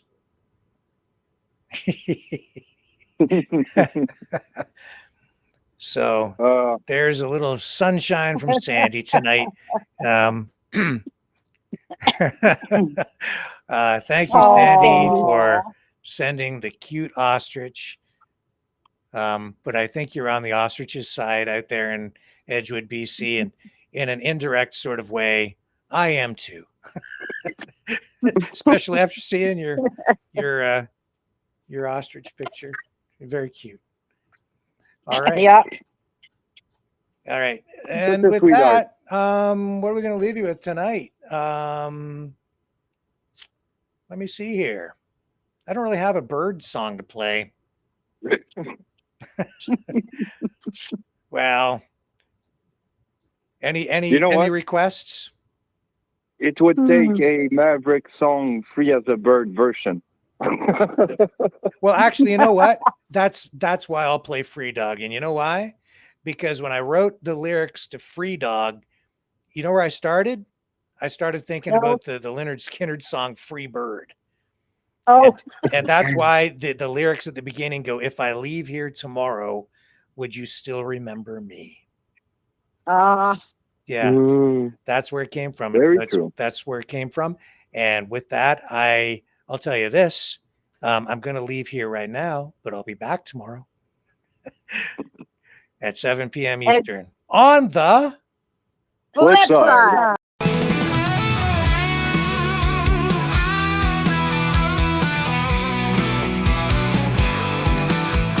I heard old Cosmo howling last night up on the hill where the moon shines so bright.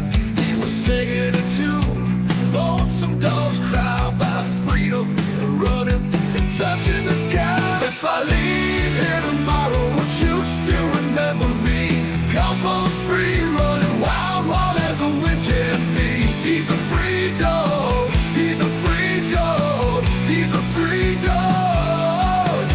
Cosmo's got them paws that just itch to roam. He's chasing his dreams, he's far from home. With a heart full of love and a spirit so free, he's living his life wild and carefree. If I leave here tomorrow, would you still remember me?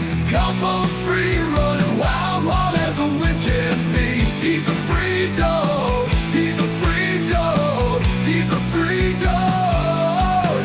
He's got the stars in his eyes, the wind in his fur, a tail that wags like it's never heard of the blur. Cosmo's on a journey, he's got no chains. He's running through fields, breaking all the lanes.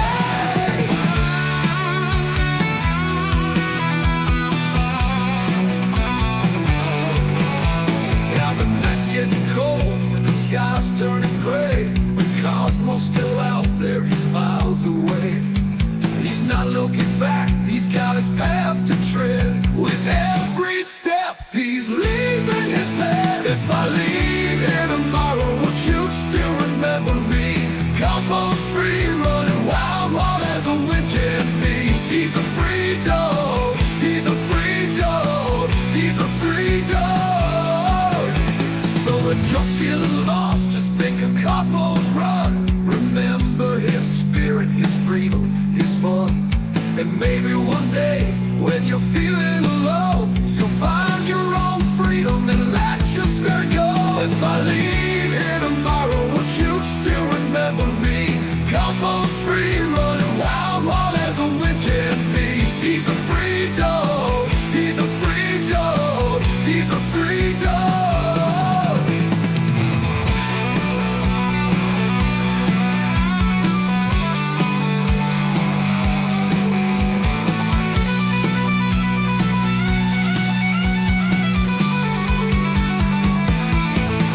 He's got the stars in his eyes, the wind in his fur, a tail that wags like it's never heard of a blur. A heart full of love and a spirit so free.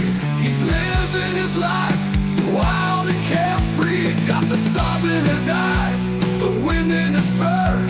A tail that wags like it's never heard a blur. Cosmo's on a journey, he's got no chains. He's running through the fields, breaking all the lanes.